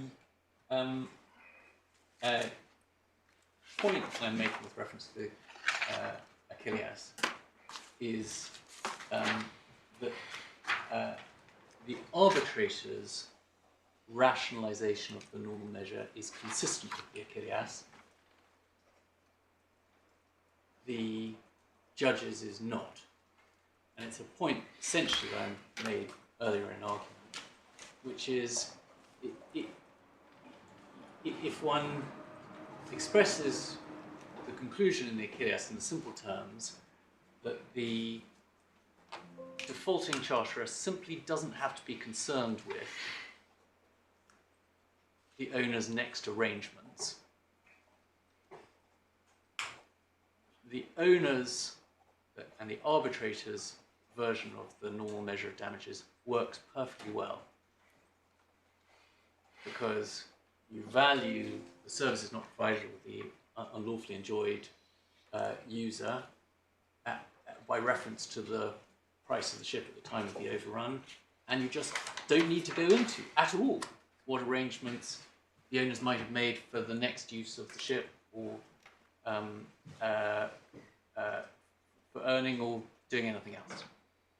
Whereas if you take the judge's view, there is a powerful tension between saying, on the one hand, what I'm doing is estimating what you might have earned in the charter market during the overrun, but on the other hand, I'm not allowed to look at or put in evidence any of the arrangements that you made for employing the ship during that overrun. it's placing at the centre of your measure of damages precisely the thing that it is said to be too remote to be taken into account, which Lord Hoffman describes as res inter alia acta. So the answer is that the judge's rationalisation of the normal measure of loss is simply inconsistent with the House of Lords decision in Agios and the rule that it provides for. Fifth and finally... Just before we leave paragraph 23, and I understand the submission you make, firstly, I'm assuming that in that last sentence there's a typo, and that should be that is regarded by the market as being. Sorry. Last paragraph, the last sentence of 23. Yeah, as being. As being, yes. Yeah. Okay. And I'm just trying to understand that. That's right, regarded by the market as being res inter alia acta. Okay, so this... You don't often get the market having, I mean, that's lawyerly language.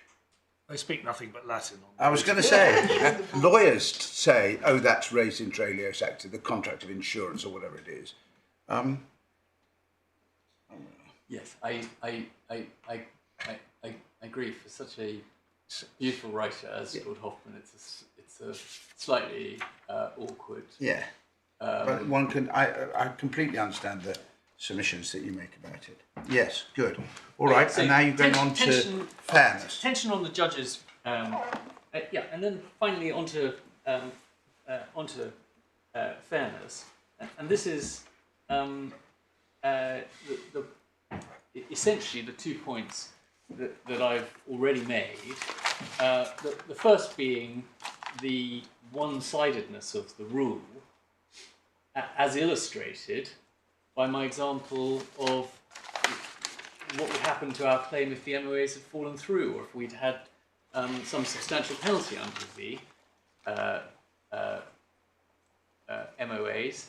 And then, as articulated as I did just a few minutes ago, by reference to the double proof point, that you've got to prove that your actual loss was in excess of the normal measure in order to qualify for getting the normal measure. And we just say both of those are unfair rules. So when you say one-sidedness of rule, you mean one-sidedness of the judge's approach? Judge's rationalisation. Yeah. I mean, we're in that sort of... What we're doing is expanding and elaborating a very simple rule to explain, by reference to its real purpose, what exactly it is intended to compensate. And I've said 1,000 times that the proper understanding or rationalisation of the rule is that it's compensating loss of service or unlawfully enjoyed service. Okay, that is everything that I'm going to say on the first question, i.e. was the tribunal right to say that we were entitled to the normal measure of damages in this case, even though we were unable to go into the charter market? Answer, yes, for the reasons that I've just given. In particular, they correctly understood that the normal measure doesn't depend on proof that an owner is able to go into the charter market. I come therefore to question 2, which is, is remoteness a two-edged sword? Can remoteness function both to enlarge a claimant's recovery as well as to reduce it? The starting point is that the tribunal in this case have made a finding that the MOAs and their effects were too remote to be taken into account. So the only question, you don't have to decide anything about that finding other than, is it wrong in law? Because the MOAs and their effects, if taken into account, would reduce the claimant's recovery, and, so the judge said, remoteness only works one way. You can't, you have to work out what the actual loss was, the ultimate financial detriment was, and then remoteness can only serve to chop that down.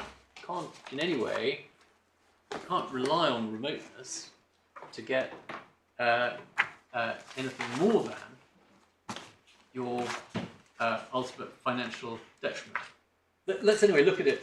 Look at how the tribunal put it. It's in paragraph 46 of their reason. So that's tab 19 of the appeal manual, page 152.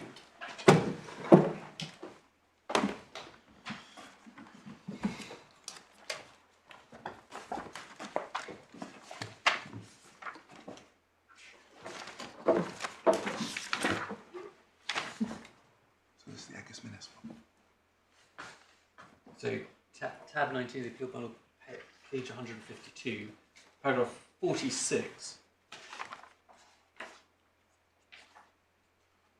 This is the critical conclusion. I just invite you to read paragraph 46.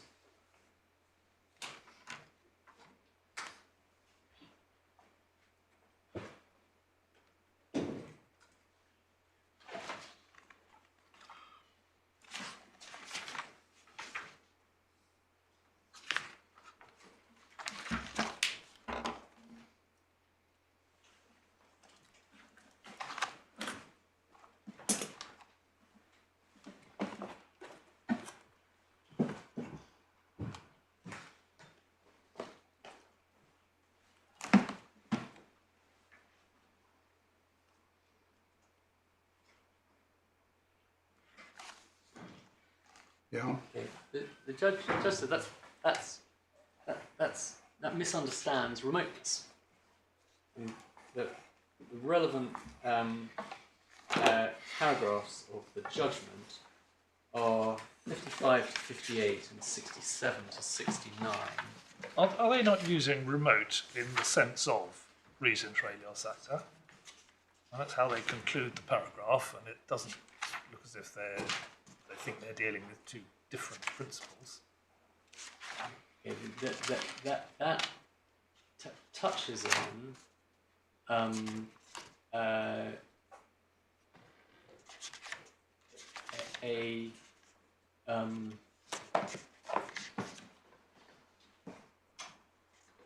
fundamental question of approach.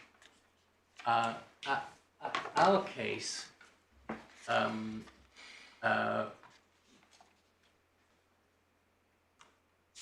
primary case is that the relevant circumstance is too remote in the simple sense that the terms of the Cargill Charter with Mercator in the Ilias were too remote, and that once you exclude the terms of the Cargill Charter, you just assess the damage, whatever it is, the loss, whatever it is, without reference to that circumstance. But you put it the other way round. You say you assess the loss by reference to the normal measure, in which case none of this would matter or, on your case, be relevant. Exactly. So that, hence my question right at the beginning, really. If you're right about the normal measure of loss, that you get that effectively, not automatically, but as a matter of principle, then questions of what the owners were going to do with it next is all irrelevant. It's irrelevant, certainly, to the determination of what our normal measure of damages is. But can the charterer come along and say, stop, don't sign the cheque for the normal measure of damages, because look, we've got to investigate the way in which you received a large payment from Minas, which has wiped out your loss. Now we say, no, that's not the right approach, because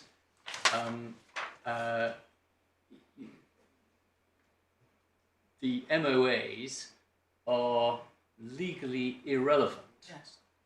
And are not part of the relevant material for determining our loss. And what Lord Justice Mayles put to me a second ago was, okay, the tribunal have used two legal labels. One is remoteness, and the other is res inter aedes acta. And did they actually mean res inter aedes acta as a doctrine, which they broadly are sort of non-technically calling remoteness, or did they mean remoteness as a legal doctrine, which they're non-technically also labelling res inter aedes acta? Well, it doesn't help that Lord Hoffman muddled the two in the Agios. I mean, well, just so I can be clear about my answer to that, the answer is we say it's remoteness which excludes it and operates in this way. Alternatively, if we're wrong about remoteness, it's res inter aedes acta that excludes it. But either way, it's excluded. And obviously, we're conscious of the line of cases leading to the Doric Valor, which is 2025 decision by Lord Justice Mayles, where Which case? I don't remember that name of the ship. Which case is that? it's the one about a cargo damage, and the cargo interest receives a payment from his buyer at the discharge port, and the payment is res inter aedes acta because it's an independent transaction. Right. Okay. Should we just have a quick look at it? Well, no, not unless it's. Well, I mean, it's relevant because we have always said, to the tribunal, remoteness is a two-edged sword. This is all too remote, and they said, I've looked at the case you've shown me, which is Rodokanaki, and we agree that this is too remote. It's res inter aedes acta. Mr. Berry says, but Rodokanaki is authority for a separate doctrine, which is res inter aedes acta, and that doctrine doesn't apply in this case.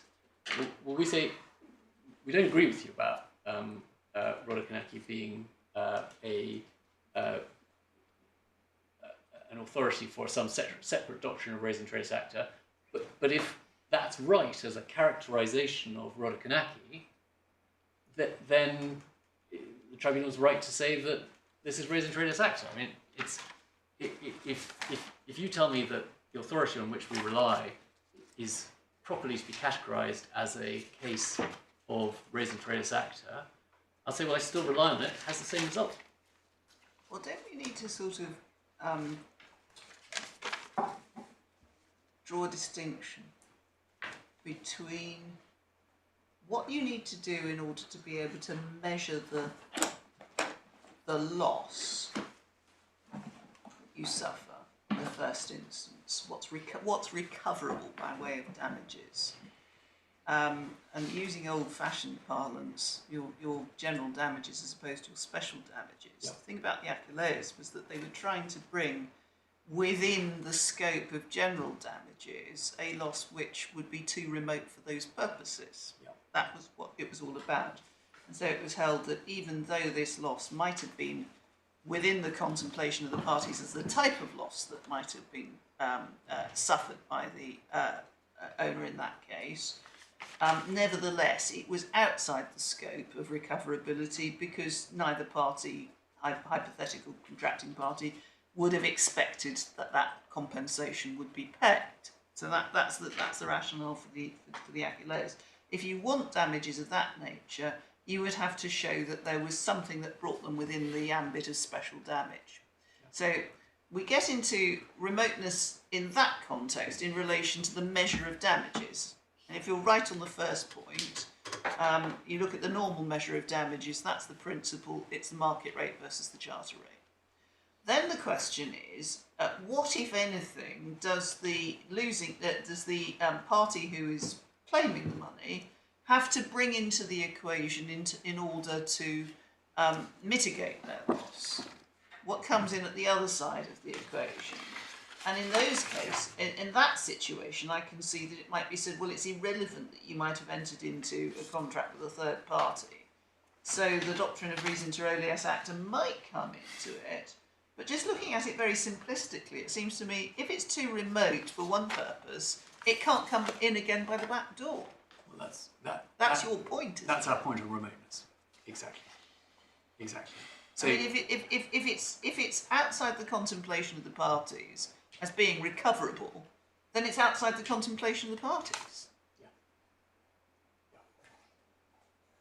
It's a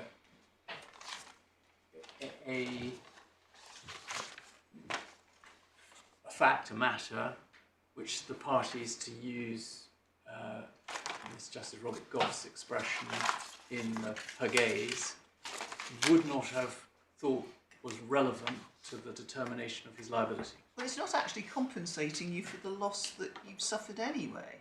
Yeah. It's a different payment. It's a separate payment for a different purpose. Exactly. So there are potentially two strands of case law in under the microscope here. One is a strand of what we will say are remoteness cases, which we say are cases that demonstrate that, as Lady Justice Andrews says, if something is too remote, it's too remote for all purposes, and it can't come in by way of diminishment of the claim. It's either within the frame or not. And the second is a line of cases to do with res inter alias acta and independent transactions. And we'll just mails to remind you what you were doing last year. In tab 40 of the authorities bundle is the Doric Valor, page 712 of the authorities bundle.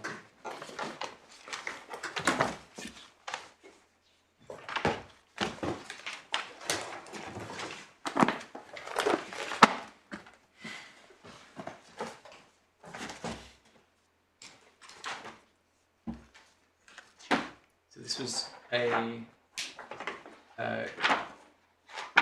cargo of soybeans damaged on board the Doric Valor on their way to Egypt. The bill of lading holders brought a claim, but the bill of lading holders had received a payment from the buyers of the cargo, which was made under the sale contract between the bill of lading holders and the soon-to-be receivers. And the question was whether that payment should be taken into account as reducing the bill of lading holders' loss, consisting in the damage to the cargo. And this court held that the payment should not be taken into account, and in the head note of 1, in the last 5 lines, such payment was to be treated as arising independently of the circumstances giving rise to the loss.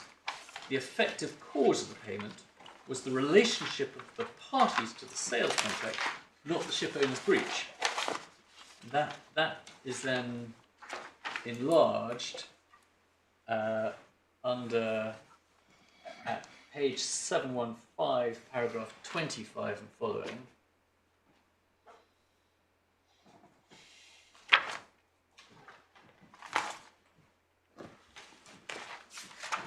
And Justice Mail starts with quoting from Loic Rose, and then refers to his own judgment, paragraph 26 of his judgment in ED&F Man, and then says at 27, I went on to say at paragraph 54, the question whether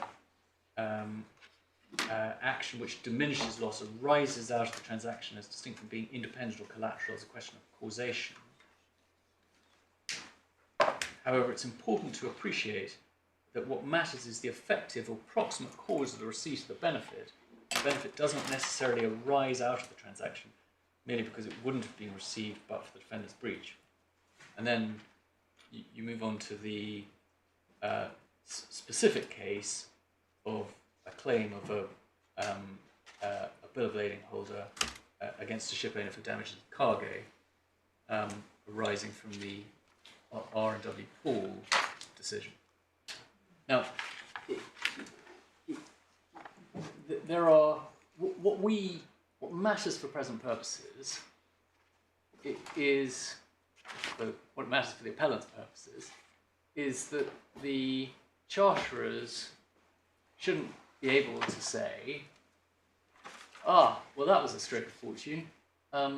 Your sale contract with MSC and Maersk has wiped out the loss flowing from our breach and any loss flowing from the services which you've been deprived. And there are two ways of framing it. We have framed it in the tribunal founding on Rodokanaki as remoteness. We just say it's just too remote to be taken into account for good or ill. The respondent's case is, no, you've misunderstood Rodokanaki. That's about res intralis acta. And we say, well, if you're right about that, well, we'll just rely on res intralis acta. And it's all roads lead to Rome.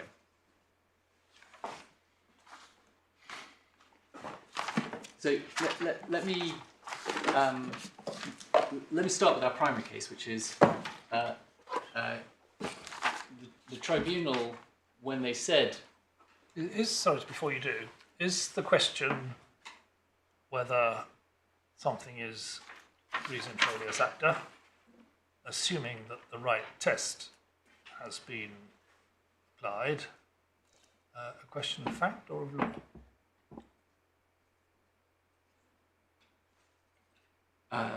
It's a question of fact, because it's a question of causation.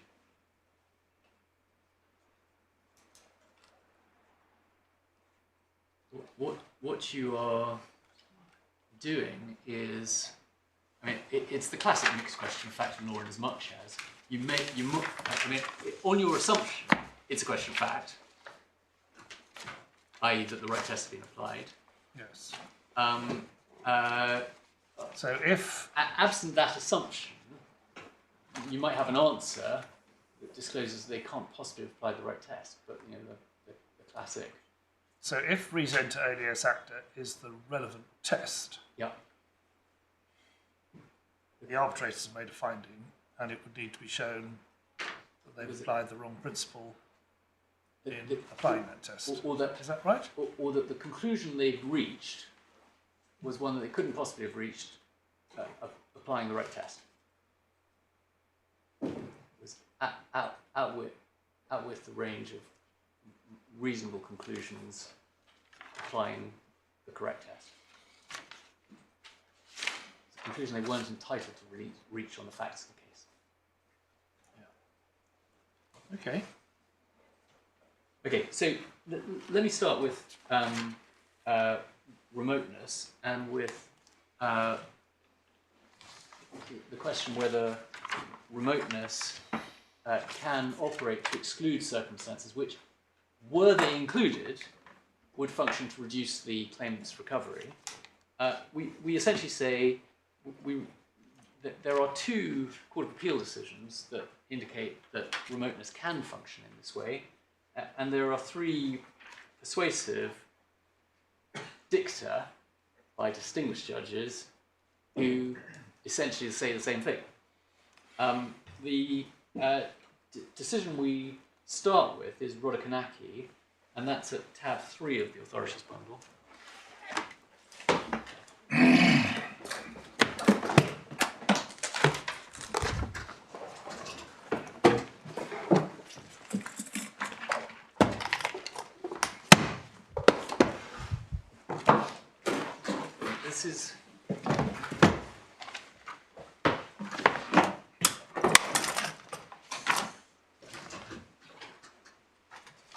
This is a case in which the claimant was the owner of a cargo of cottonseed loaded on the defendant's ship for carriage from Egypt to the UK. The master is negligent, cargo is lost, claimant cargo owner sues for non-delivery. The claimant claims the market value of the goods at the time that the goods should have been delivered in the UK. However, as you can see at page 17, the second paragraph down,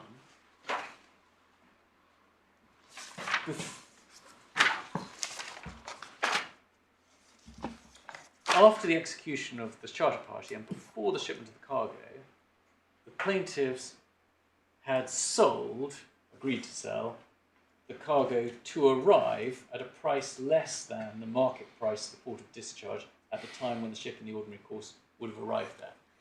So it's a sale basis delivery on arrival at a price below the market price when the ship should have arrived in the UK. And the question is, does the sale of the cottonseed have to be taken into account in determining the position that the cargo owner would have been in if the cargo had arrived? Is he able to say, well, I would have had a cargo worth £1,000, or does he have to say, I would have had a cargo that to me was worth £700 because I'd agreed to sell it to pre-sold the cargo to a receiver? And that point is addressed by Lord Isha in his judgment at page 24 of the report.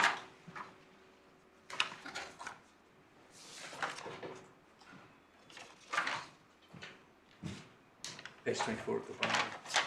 So 76. So page 24 of the authorities bundle. And he says, where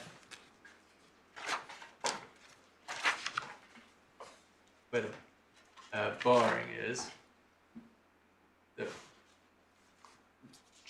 basic measure is the claimant's loss is the difference between the position the plaintiff would have been in if the goods had been delivered and the position if the goods are lost.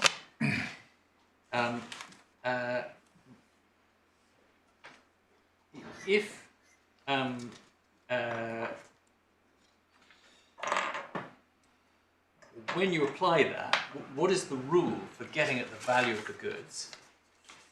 And he says, just at the bottom of the page, 6 lines up, if there's no market for the goods, the result has to be arrived at by an estimate, by taking the cost of the goods to the shipper and adding to that the estimated profit he would make at the port of destination. If there is a market, there's no occasion to have recourse to such mode of estimating the value. The value would be the market value when the goods ought to have arrived. Now, I'd just say we're going to look at the RPAD, and what is said there is there was a selling market but not a buying market. In other words, these goods could have been sold if they'd arrived. You can work out what price they could have been sold at, but they couldn't have been bought by way of replacement. Does that make sense? How can there be a selling market without a buying market? Somebody's selling, somebody else is buying. Because there is not commodity available for a buyer, but if I arrive at the market with a shipload of cottonseed, there will be buyers. In other words, there are plenty of people waiting to snap up a cargo of cottonseed, but no one who would have for this cargo owner a cargo of cottonseed in stock ready to sell. Does that make sense? It depends whether the only cargo available in the market is the one that's just arrived or not. And the judge goes on. That value is to be taken independently of any circumstances peculiar to the plaintiff. It's well settled that in an action for non-delivery or non-acceptance of goods under a contract of sale, the law doesn't take into account in estimating the damages anything that is accidental, as between the plaintiff and the defendant, as for instance, an intermediate contract entered into with a third party for the purchase or sale of goods. And then he says a bit lower down the page, I adopt the rule laid in Maine on damages. It's the precursor to McGregor, which gives the market price as the test by which to estimate the value of goods, independently of any circumstances peculiar to the plaintiff, and so independently of any contract made by him for the sale of goods. Now, our essential submission is that those two critical terms, peculiar and accidental, which are terms repeated in the judgment of Lord Justice Lopez, which you see at 28, again he uses peculiar and accidental, are 19th century terms which imply, out of the contemplation of the parties, or in modern language, too remote.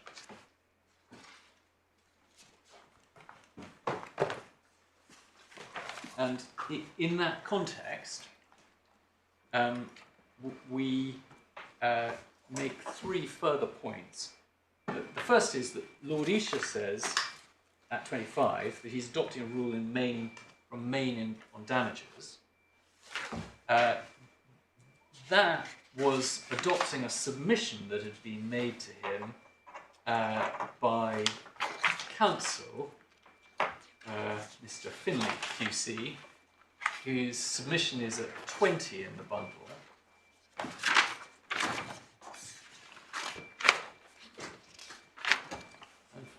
And Finley had said, with regards to damages, the true measure of damages is the market value of the goods where and when they would have been delivered, apart from any circumstances peculiar to the plaintiff, Great Western and Redmayne. It's clear the damages on a contract for sale of goods. In the case of damages on contract for sale of goods, it's clear law that an estimated value of goods, the price obtained on sub-sale can't be considered. Redmayne is in the bundle at tab 1.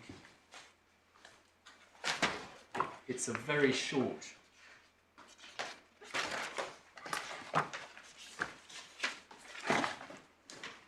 judgment in which the court holds at page 2.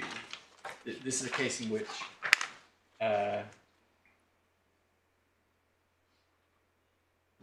the defendant railway company has delayed a parcel of goods. The value of the goods was their value in the market independently of any circumstance peculiar to the plaintiff. And we simply say that decision can only be a decision about remoteness. There's no possible other rationalisation of it, unless simply every case that would otherwise be remoteness but serves to reduce the damages is labelled res inter alis acta, on any ordinary view, that's a decision about remoteness. And we further ask you to just look at... Just pausing there, the rationale of that, what the claimant was trying to do in that case was to get the loss of actual profits. Yes. And when you're talking about circumstances peculiar to the plaintiff, in both cases, it must mean what the plaintiff would actually have done, or what he actually was going to do with the goods when he got them at the other end. His actual arrangements, Yes. which were not within the contemplation of both parties when they made the contract. Correct. That's stuff that you know, but I, as your contracting counterparty, have no idea about. Yeah. And that's remoteness, is our short submission. And then we've put in main on damages in the supplementary bundle in its fourth edition of 1884, which is the edition that Lord Esher would have looked at, and then in its fifth edition of 1894. And the relevant passage, you might as well actually just skip straight to the 1894, which is at page 236 of the supplementary bundle. 236. 236.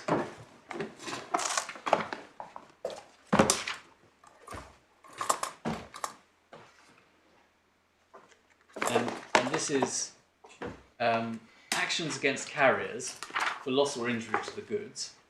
On the right hand, at the bottom of the page where the barring is, the only question will be as to the mode of estimating their value. It will be in general the market value of the goods at the place and at the time where they ought to have been delivered, independently of any circumstances peculiar to the plaintiff. The cases relied upon are Great Western Railway and Redmayne, which we've just looked at, and now also Rodokanaki. If you look at the previous edition, it was just Great Western Railway, and so the text modestly declines to say where the text in my previous textbook was endorsed by the master of the rolls. Unlike some other I was going to writers say, who shout to the rooftops. how things change. So we simply say that is or a series of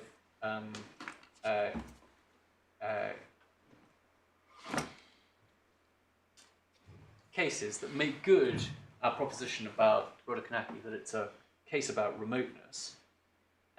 And we then say, and we're not this isn't the first time this has been proposed, that view of Rodokanaki is a view that was taken by the Court of Appeal in the ARPAD. And the ARPAD is in the authorities bundle at tab 14, page 157.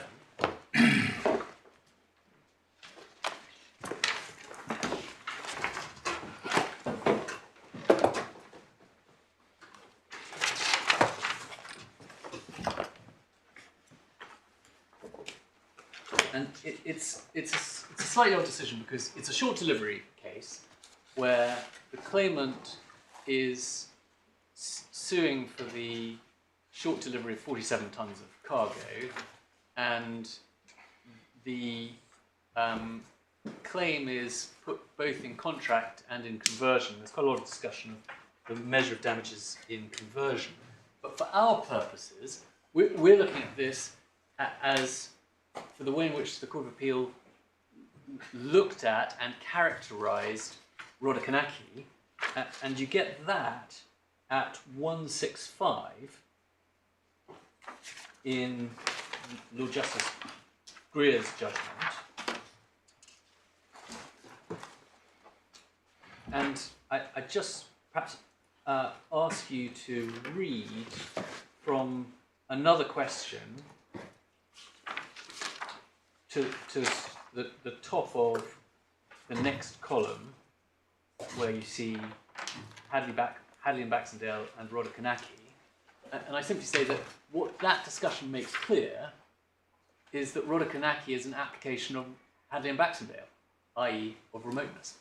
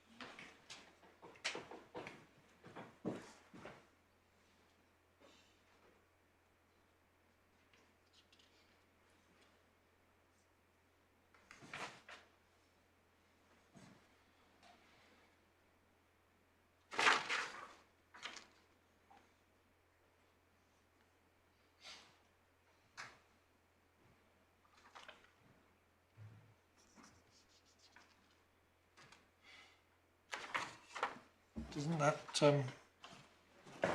read a bit more into Noticse and Milburn than we actually get out of the report in that case? I accept that the words used in the judgments are just peculiar and accidental, and you have to infer from those words what principle of law is being applied. But my submission is that, firstly, by reference to the cases that precede it, it was viewed as, you may take the view that it's remoteness, reassured both by the cases that preceded it, i.e. Redmayne, and succeeded it. If Lord Justice Greer took the view this was an application of Hadley and Baxendale, it's a reasonable view to take of the case. Well, it's the end of the passage in the left-hand column on 166 that helps you, isn't it? The first passage there, where Lord Justice Greer says, if they'd sold it for more than the market value, they couldn't recover on the basis of that price. So Yes. we're straight into Achilles territory. Yes. That would be confined to the market price because the circumstances that they had so sold the asset would be an accidental circumstance between themselves and the ship owner. But it said that if they had sold for a price less than the market price is not to govern but the contract price. I think that if the law was so, it would be very unjust. And then he goes back and says it's independent. You look at the market value independent. And that indicates to you how the words accidental and independent are being used. Yeah. I vigorously jump onto that profit bandwagon. The same analysis, substantially, is to be found in Lord Justice Morm's judgment. Pages 170 to 171. Yeah, I was just looking at that. And again, I mean, the critical thing to put your highlighter against is he talks about the principle, and then he says, as examples of the many cases that illustrate the rule, the following may be mentioned: Hadley and Baxendale, Great Western and Redmayne, Rhodokanaki and Milburn. So clearly these are, the court is viewing Rhodokanaki as a Hadley and Baxendale case. And yet, contrary to what the judge takes the view, Rhodokanaki is a case where the circumstances held too remote would, had they been omitted, have reduced the claim.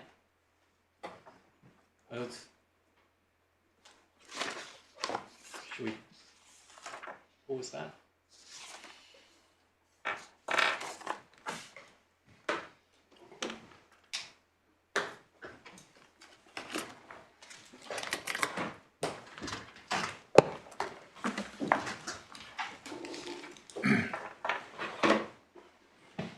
Is that a convenient moment? Good, thank you very much. 2 o'clock. Court round is